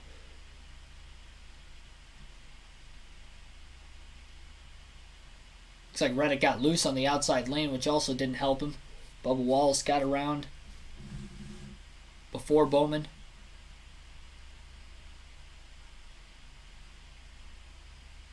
Now even some lap cars like Kyle Larson, Christopher Bell are working on him.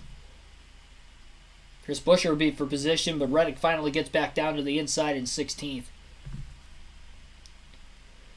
Byron continues to widen the gap out. He has eclipsed Chase Elliott for the most laps led now in this race. I'd say William Byron had a better long-run car than Chase Elliott tonight, but maybe not the best long-run car. Elliott seemed to have the best short-run car, but he had the track position, or didn't have the track position late compared to race leader William Byron right now. And with 13 laps to go, barring a caution, it's looking like William Byron's going to go on to win this race. He's got a 2.7 second lead over Dillon and still pulling away. Joey Logano is now about 0.4 of a second still behind Austin Dillon as well. Kurt Busch still hanging on to 4th. He's only a couple tenths of a second ahead of Ryan Blaney in the 12.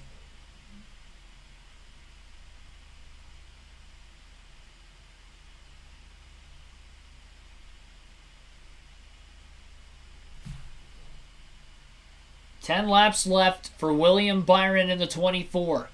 Not only Byron could be the first driver to win 2 races this season in the NASCAR Cup Series, but it would be 2 wins in the last 4 races for William Byron.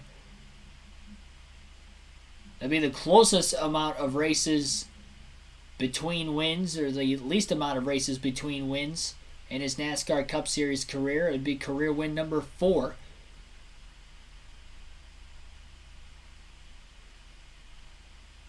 Dillon putting a lap car between both him and Logano. That would have been the 77 of Josh Bilicki.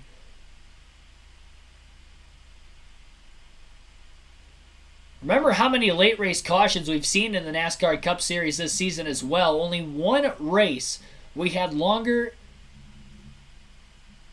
than 13 laps of a green flag run to the end, and that was Richmond last week. It's the only race that we have had this season where we had longer than a 13-lap green flag run to the end of the race. Today it would be 80 laps. Big bump from Blaney to the back of the 45 of Kurt Busch as they battle for 4th place. Heavy lap traffic in front of Busch right now. Definitely. Oh, caution is out. The 38 car is in the wall. 7 laps to go. Todd Gilliland has just crammed the wall in 1 and 2. And the trend of late race yellows this NASCAR Cup Series season continues. Unbelievable. Killer Dash 55, welcome to the stream. 38 just blew the corner. I don't know if he had contact from Bubba Wallace inside or not. It was tough to tell. It looked like he just blew the corner. Gillen was 1 lap down. And now it's decision-making time. Do you pit or do you stay out? I think if you're the leaders, you have to stay out of the pits.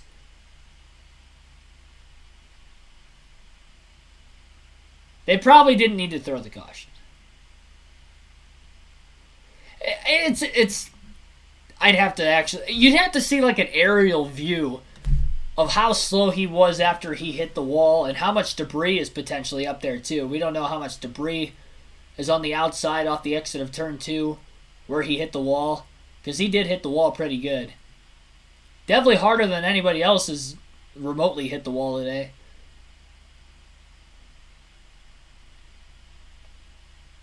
Pit road is open this time by Kyle Larson gets the free pass during the caution. Byron is going to stay out of the pits. Austin Dillon stays out. Logano stays out. Everybody pretty much stays out. Kyle Busch, first car to pit, but he's back in 9th. And considering that we are only going to have about 2 laps to go on the restart, this is going to be a little too far behind for any of these guys to have a shot to win unless we get repeated overtime finishes.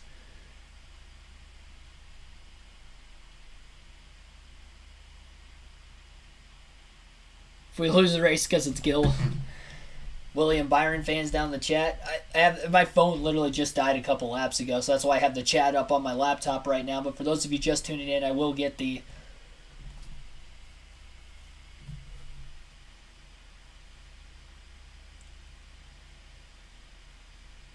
live leaderboard up once the pit stops cycle through. Lap cars pitting this time by as well. Now the choose rule is going to be the next big question into play here. William Byron will obviously have the first choice. He's the leader. Byron has chosen the inside once, and that was on the last restart. Every other restart today, everybody has taken the outside, which is weird considering the fact that in the Xfinity and the Truck Series races, everybody was taking the bottom.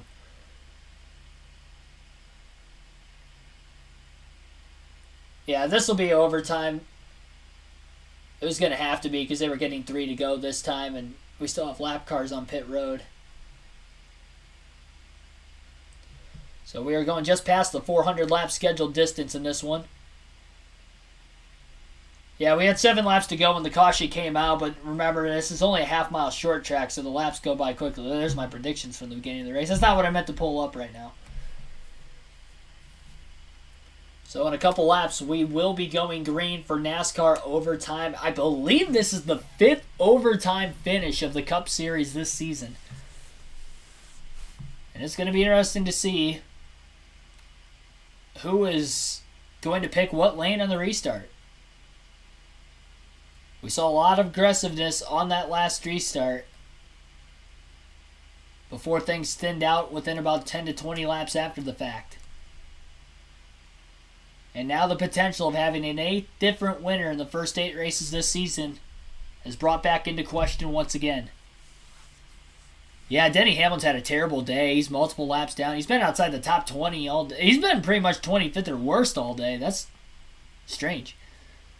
Sefa Malak, welcome to the stream. Hopefully I said your name correctly. Hendrick Motorsport is dominant this race. Yes, they are. They have led over 300 laps combined. In fact, the only laps that has not been led by Hendrick car today, Austin Dillon led 1 lap on the most recent restart by inches over Byron at the line when they were side by side, and Ryan Blaney led 5 laps today in the middle of green flag pit stops.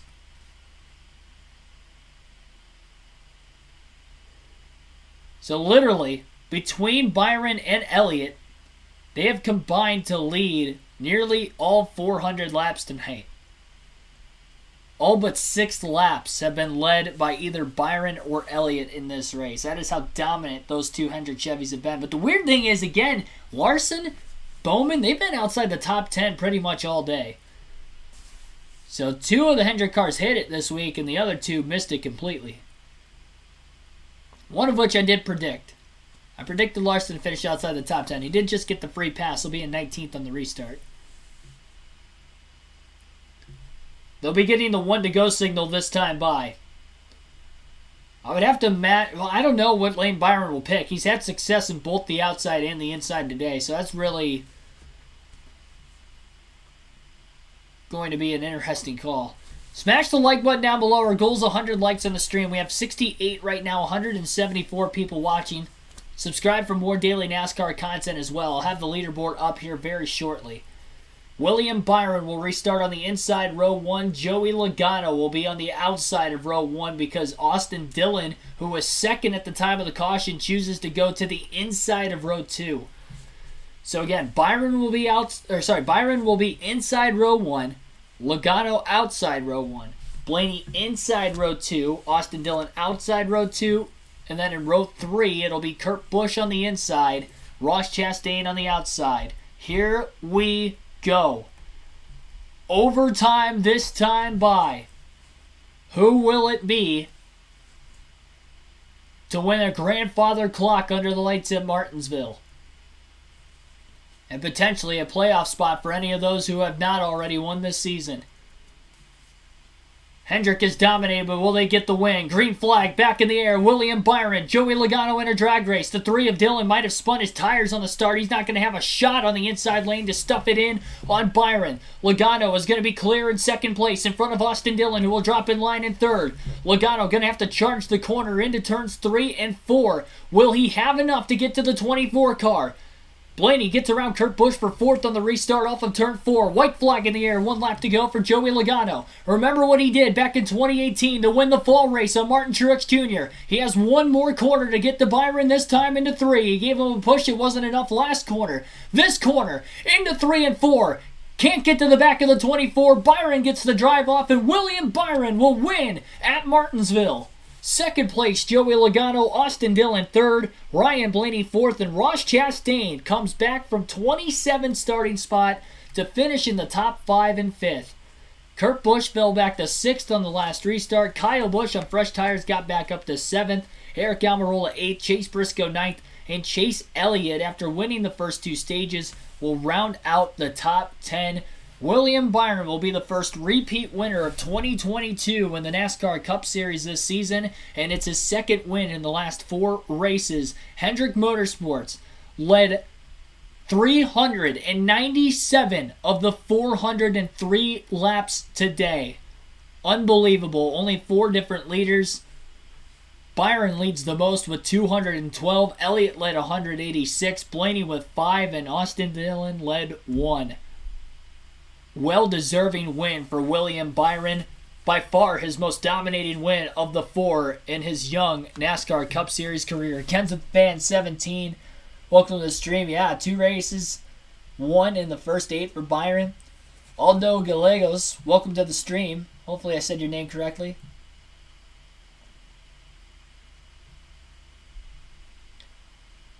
Well, Todd Gilliland tried to stir things up at the end, but it didn't spoil the party. William Byron got the win. You guys will get to hear all the post-race interviews that will be coming as our post-race show will now start this moment.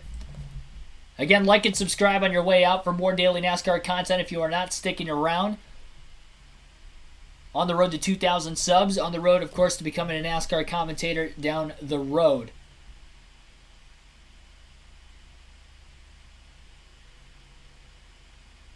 Got smoke in your eyes. Yeah, Derek Booth is at the race. Our next live race commentary will be at Talladega 2 Sundays from tomorrow. Riggett Smith is standing with William Byron on the front stretch. Go on his way to get the checkered flag.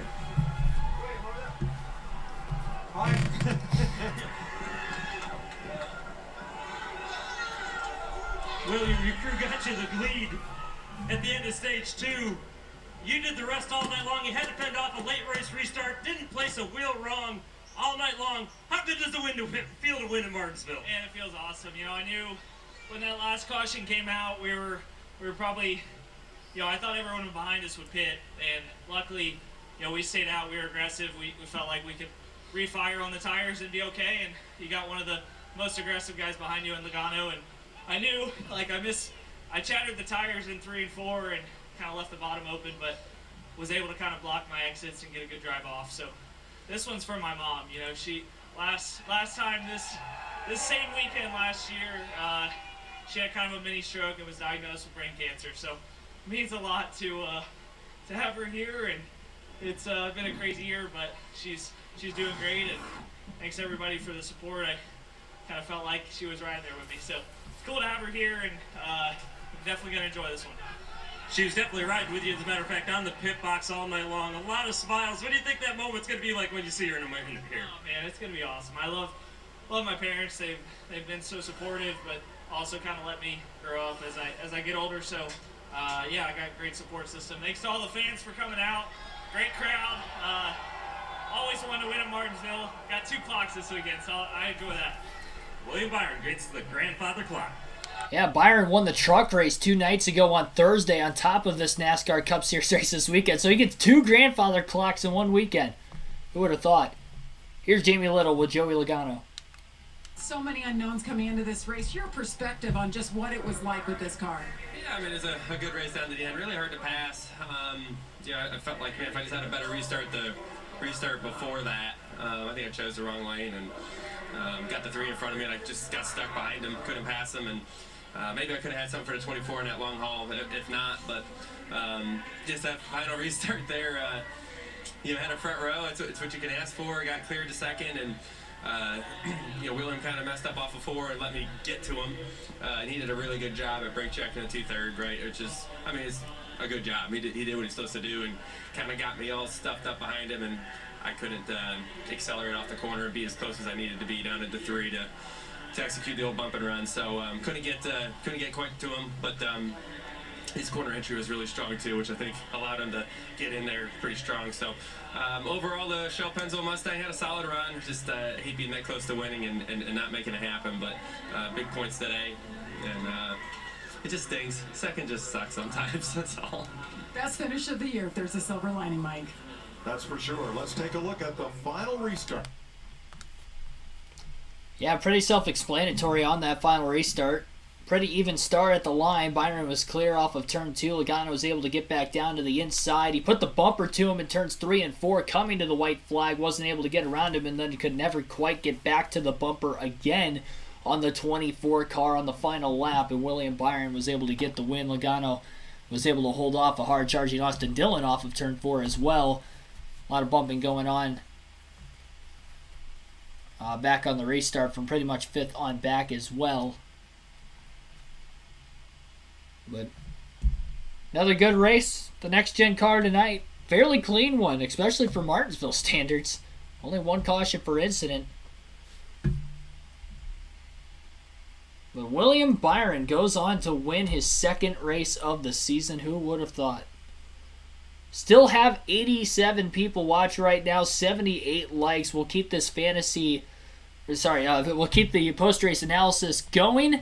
Here is Austin Dillon with Jamie Little. To talk about you coming on, we talked about you all race long. So are you excited where you finished, or are you bummed because you were so close? Well, I'm a little bummed. I like to pride myself, and when we get those situations, is being clutch, and that was anything but that on that last restart. I spun the tires pretty good through the gears, and once I got back in line there, I had some grip, and I feel like, we had good forward drive all night long, and I just felt like if we got through the gears, we're going to have a shot at them. But our Get Bioethanol Chevy was really fast. Our guys, we've been working our tails off. I'm not going to say we haven't, because we've been in the simulator. We've been working really hard to make this car as good as possible. We want to get RCR a win, and that's what we're here racing for. I want to shout out to my wife and Ace back at home, and thank the good Lord for bringing us a good run. That was a lot of fun. 3 straight top 10s for Austin Dillon.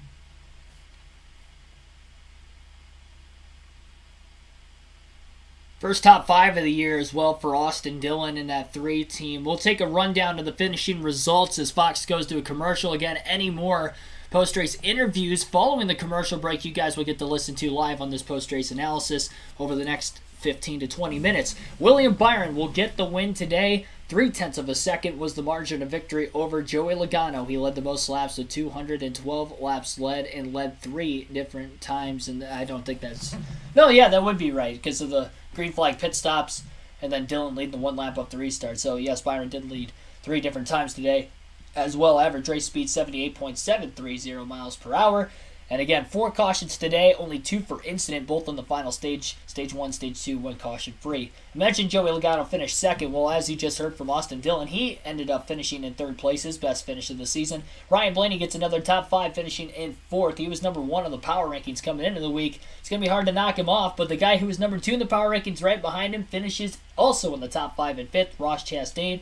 Kurt Busch finishes in 6th. Very strong day, probably the best run of the year for 2311, any one of the 2 cars, so great run for Kurt Busch. Kyle Busch had a quiet but good day in the final stage. He finishes 7th. Eric Almirola was in the top 10 all day, finishes 8th. Chase Briscoe was not in the top 10 all day, but got there in the final restart, finished 9th. And Chase Elliott, who won the first 2 stages, led 186 laps today. Unfortunately, still gets a top 10, finishes 10th, but not the day he would have wanted for that 9 car. Definitely deserving of a top 5. But just never could get back through traffic after pitting on that second to last restart with about 80 laps to go. Austin Cindric ends up finishing 11th. He ran top 10 all day but lost a couple spots on that last restart. Alex Bowman finishes 12th. Eric Jones was a lap down at one point, got himself back in the lead lap before the end of Stage 2, and rallied back to a 13th place finish. Kevin Harvick finishes 14th. Chris Buescher 15th. Bubba Wallace 16th. Brad Keselowski, who ran top 10 all through Stage 1, finishes 17th. Tyler Reddick 18th. Kyle Larson, who had a pit road speeding penalty during the green flag stops in Stage 3, finishes last car in the lead lap at 19th. Christopher Bell, first car lap down at 20th. He also had a pit road speeding penalty. This is likely going to keep Bell outside the top 20 in the point standings following our 8th race of the year.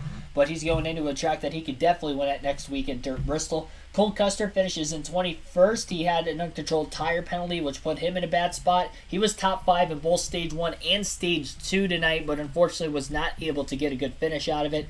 Martin Truex Jr. ends up finishing in 22nd, 2 laps down. He also had an issue during the green flag pit stops where he came off of pit road and the right front was already flat, had to make an extra stop, so that's why he finished 2 down in 22nd. He was running about 13th at the time, so he never really was in the top 10 anyway. Ty Dillon finishes 23rd. A.J. Allmendinger started at the rear of the field, only finished 24th. Michael McDowell 25th. Harrison Burton 26th. By the way, McDowell and Burton both 3 laps down. Ricky Stenhouse 3 laps down in 27. Denny Hamlin finished 3 laps down in 28 today. Denny Hamlin was outside the top 25 all day long after winning at Richmond last weekend on a short track. Comes to a short track where he almost won at both times last year. And unfortunately, he didn't win either one of those 2 races. So, or didn't win either one of those 2 races, and then comes this year, just does not perform at all. Lays an egg. It's a good thing he got that win last week to at least clinch himself in the playoff picture, but at the same time, he's probably outside the top 20 in points as well, still in the driver's standings. As far as behind him, Daniel Suarez finished 29th, 4 laps down. He also had just a really rough day. Definitely the worst run for Suarez this season. Ty Gillen finishes in 30th. He brought out that last yellow, so he finished 4 laps down. Justin Haley, 31st, 5 laps down. Corey LaJoie, 6 laps down in 32nd. Cody Ware in 33rd, 9 laps down. J.J. Yaley, 11 laps down in 34th. Josh Bilicki, 12 laps down in 35th. B.J. McLeod rounds out the 36-car field tonight. 271 laps down as he ended up pulling off the racetrack with an issue with the wheel alignment, middle of stage 2. He was the only driver to DNF at Martinsville nonetheless here today. Fairly clean race, cut straight forward. The Hendrick cars dominated, and that's pretty much all you got to say about the actual race itself tonight. So, just crazy. But, see what you guys are saying down in the chat real quick before we go to the next segment. You guys talking about Jamie Little a lot down in the chat. Looks like Fox is also signing off the air as of right now. So no more interviews for the rest of the post-race analysis, but we'll go through the pre-race predictions and see how I stacked up and how the season total is looking. So let me go into my Google Docs here, and I will pull up my season predictions. And then we'll take a look at the fantasy team and see how the fantasy league shaped out this week.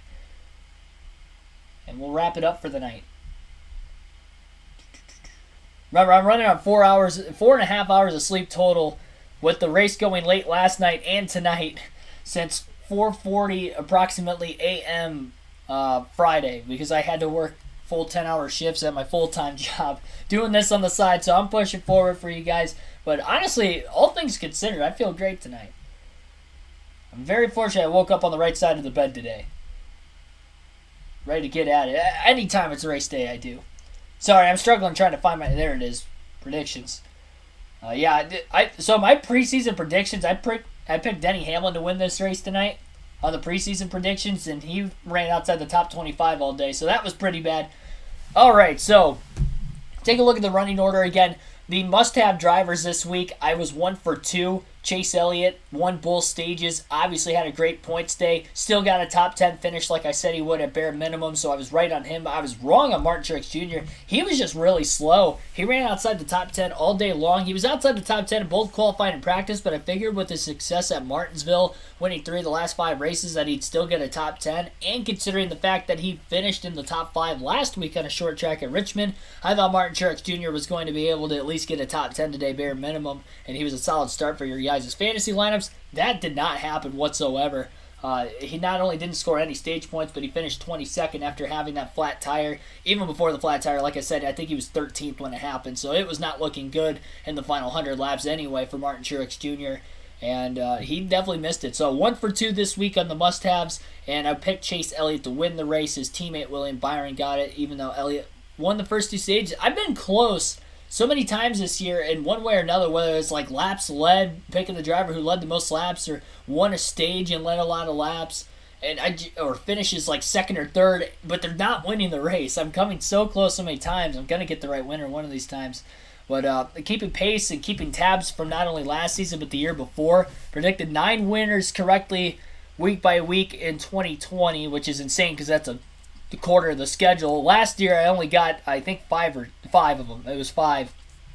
And then this year, 0 through 8 races. So going in a downward spiral there. The rest of the predictions typically pretty good. On the season, with going 1-1 this week, on the must-have predictions, I'm going to be 11-7. So still above 500 there. Pretty good on the must-have predictions. The dark horse predictions today, I was wrong on both of them. I had Brad Keselowski and AJ Allmendinger getting top 10s today for dark horse picks. Allmendinger was practically a couple laps down the whole race. Brad Keselowski looked good in stage 1, was in the top 10 early on, qualified top 10. Both him and Buescher were doing really good early on. But then by the time stage 2 started, it's like a flip of the switch, and both drivers were outside the top 15 pretty much the rest of the day from then on. So I'm not sure exactly what happened. Maybe they went the wrong way at a setup, and then once they lost track position, they couldn't get it back. Keselowski was actually a lap down at one point, but he got the free pass with that second-to-last caution with about 90 to go and finished 17th. Otherwise, he probably would have finished worse than that. I said he'd get a top 10. I was wrong. Allmendinger finished 24, 2 laps down. He was slow all day, despite being 11th fastest in practice, so that was really shocking. But granted, Justin Haley was really slow, too, even though he qualified 15th. It was also somewhat decently fast in practice, top 15 in practice as well, and he finishes 5 laps down at 31st. So I don't know what went on with the quality cars on speed today, but they were way, way off. Considering AJ's track record here, second twice, 8 top 11 finishes in the last 12 Cup races, I thought he would have a much better day today. So I was wrong on both of those. Going 0 for 2 on the dark horse predictions, that is where I'm lacking this year, is the dark horse predictions. I'm 6-10 this year on dark horse predictions. Above 500 on must-haves, though. 6 for 10 on dark horse is not looking good. The don't have predictions, I split, I believe, 1-1. Yep. So I had Chase Briscoe and Kyle Larson. And actually, before that, here's Ross Chastain with Regan Smith. 5, Ross, a solid night for you. Well, a rough Friday, Regan, for practice and qualifying for our GoPro Chevy, and then it took like 300 and something laps to get just where I could see the leaders, and our car would hang on the long runs. I don't even know if we made any adjustments tonight.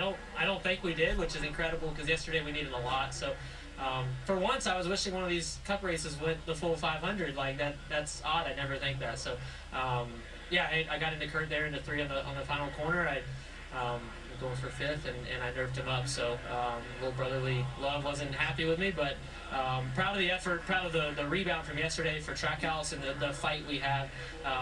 Take this and move on. Nice job, Ross. Thanks.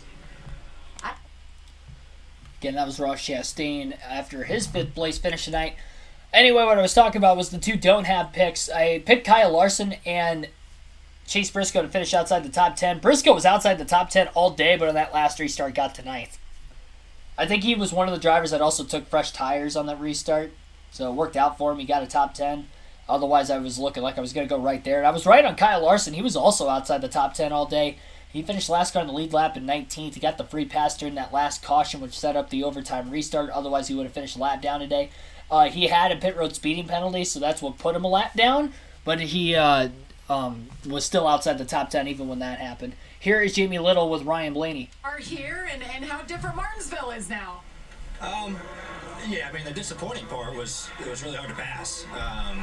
You could run someone down from a straightaway and be 2-3 tenths faster than him and just stall out, and couldn't even really get to him to put the bumper to him. Was the worst part. So I don't know. That was kind of unfortunate tonight. Hopefully we can figure out how to get it better. Coming back here in the fall. But overall, a pretty decent night by Advanced Auto Parts Ford Mustang. I thought we were really fast, especially long run. Just didn't really ever start like a restart in the lead or second to kind of be able to give the leader a run for his money. I don't know if we could have done anything with him anyway. But proud of the effort. Just was hard to kind of get around cars out there. So you're managing that all run. But overall, not a bad night. Good finish, good stage points, and go to next week. You gotta be happy with that, right? Ryan Blaney walking away with a smile. Well, Getting more driver interviews this week than what I would have thought, and I kind of forgot the races on Fox Sports 1, so they automatically have the post-race show on Fox Sports 1 after the race usually. So it works out. We get extra driver interviews this week. Jose Sanchez, thanks for tuning in down in the chat. I see you. Is this the usual amount of cars finishing on the lead lap? It's normal for short tracks. Usually short tracks, you see less than half the field finish on the lead lap. Even though only one car DNF today, just because of how small the track is. It's only a half mile, and the fact that we only had 2 cautions for incident today means that they just had they just basically ran enough green flag laps that the leaders were able to catch the lap cars. Regan Smith now standing with Eric Almirola. Yeah, we did. We had a great Smithfield Spiral Ham Ford Mustang tonight. It was a challenge at times. The track position game was so tough. I mean, everybody just would start running the same speed after about 30 laps, but our car would take off okay, and then it would just keep building looser and looser in. I rolled the middle good enough, and I launched off the corner good, but man, I couldn't quite keep the pace as those guys that were ahead of us. But all in all, it was a solid night for us, bouncing back after a couple finishes that weren't great. So Drew and all the boys have been doing a good job, and hopefully we can get back on a string of running up front. If we run up front, we'll have a shot to win. Thanks, Eric. Eric Almirola brought it home 8th place today, another top 10 on the season. I believe his 4th of the year, which would tie him for second most in the NASCAR Cup Series this season. So that was pretty much it. We already went through the full finishing results, the predictions. By the way, on the predictions, with going 1-1 on the don't haves, that puts me at 9-6 on the year there. Now it's time to look at the fantasy league, and then again, if we get any more driver interviews, you guys will be able to listen to that over the next couple of minutes before we end this live stream out. So we'll take a look at my fantasy team first and foremost here. I had Denny Hamlin in my lineup, and I was so in zone with doing the live commentary that by the end of stage 2, I actually forgot to make the adjustments in my lineup. So Bowman was in my garage despite having not a great day, but it was better than Denny Hamlin, who was outside the top 25 all day. I would have definitely put him in for Hamlin. Unfortunately, I lost about 16 points there, but that's all my fault. No one to blame but myself there. As far as the other drivers on my team, Chase Elliott had a great day, getting a top 10, winning both stages. Outside of that, nothing to write home about. Hamlin was terrible. AJ Allmendinger was terrible outside the top 20. Truex outside the top 20. He was outside the top 10 all day. Keselowski, who looked good early, ran outside the top 10 the entire second half of the race. I at least got a lot of bonus points. Ended up getting bonus points from Chase Elliott beating Denny Hamlin, Blaney beating Chastain. I had Truex over Byron. Byron won. I was wrong there. And Kyle Busch finished better than Kyle Larson. So at least I got 30 bonus points. So that at least saved my day somewhat. But it was not a good day for fantasy for me whatsoever. After having my best week of the season last week, where I think I won, if I remember right. It was close to the top of the leaderboard. And I don't know what happened this week. But between that and Code, I think were my 2 best weeks. Again, it didn't work out very well. The live race standings for this week in the KRC League, you can see on the upper right-hand corner of the screen. Inside Uranus was the top scorer this week with 250 points scored. E. Stevens ends up scoring 224 points.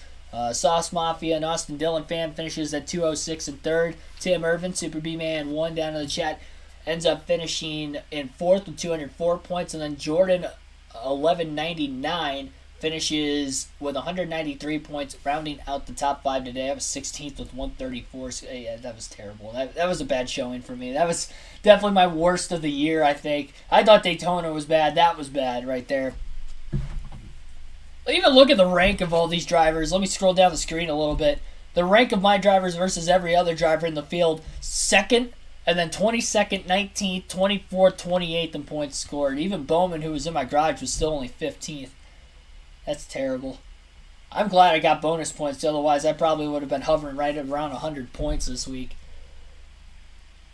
The overall standings isn't going to be updated until after post-race inspection goes out, but going into the week, Inside Uranus was the points leader at 1,347 points. 1286 for EC23. Sauce Mafia and Austin Dillon fan was third at 1285. P-Shat Motorsports Patrick Shadley was at 1278. And the Plow V3 rounds out the top 5 going into the week with 1240. Inside Uranus wins this week, and he's the regular season points leader so far, so he'll add on to his points lead no matter what at the end of this week. You can also join the NASCAR Fantasy League on the mobile app or website for NASCAR. Search for KRC League, KRC in all caps, capital L on League. It is free to join. Sign up with your email to create an account. And if you win either the regular season or the playoff championship, you win 2 tickets to any NASCAR race if you're choosing in 2023, excluding the Daytona 500. But appreciate you guys coming out here tonight, and I will see you guys for the next live stream tomorrow, noon Eastern Standard Time. Yes, noon Eastern Standard Time on a Sunday afternoon will be the next live stream. And that will be Dockside for a street course race on NASCAR Chase for the Cup 2005. If you like this live race commentary, we'll have this again in 2 weeks at Talladega for the Geico 500 for the NASCAR Cup Series. The reason why I'm not doing it next week is because I'll be at Bristol for the dirt race, both for the Cup Series and the Truck Series. So, again, Truck Series, Cup Series, I will be at Dirt Bristol for. So, race highlight videos, commentary. This is the place to be. This is the place to be if you want daily NASCAR content, live realistic commentary at that, all in the hopes of one day getting me into the commentating booth for NASCAR down the road. That is the ultimate goal of the channel. And then also on the road to 2,000 subs. Thank you for all you guys subscribing tonight. We just hit 1.7 thousand subscribers, over that by the end of this one. And we had over 170 people watching at one point in time in this one as well. Oscar Ramirez Herrera, I see you down in the chat. I tried to shout as many of you guys out as much as possible because I really do truly appreciate it. And when I see you guys in the chat, I do my best. It's hard when you get a bunch of people like in these live commentary live streams, but I still do my best and just trying to show the appreciation and support as always. Didn't get to our goal tonight of 100 likes yet, so make sure you hit that like button if you haven't already. Subscribe for more daily NASCAR content. Looks like we're at 83 on the night, so very, very close there. Maybe we'll get to 100 by the time I wake up in the morning. But thank you, everybody. I will see you guys. I need to go to bed. I am running on over the last, let's see, 40. What would I be at right now? 4:40 a.m. Eastern Standard Time, Friday, and it is Saturday night at 11:53. So over the last roughly 40, almost 44 hours, about 43 and a half hours, I have only gotten myself about 4.5 hours of sleep. So I need to go to bed. We've been live streaming live commentary both last night and tonight, and I've had to work 20 hours at a normal job on top of that over the last couple nights. So I am exhausted to say the least, but I'd say I did a pretty good job, and you guys did as well with the fun that we all had over the last couple of nights of racing at Martinsville with our first doubleheader of the season for the live race commentary. See you guys tomorrow at noon. Thank you for watching. I'm going to catch some shut-eye now.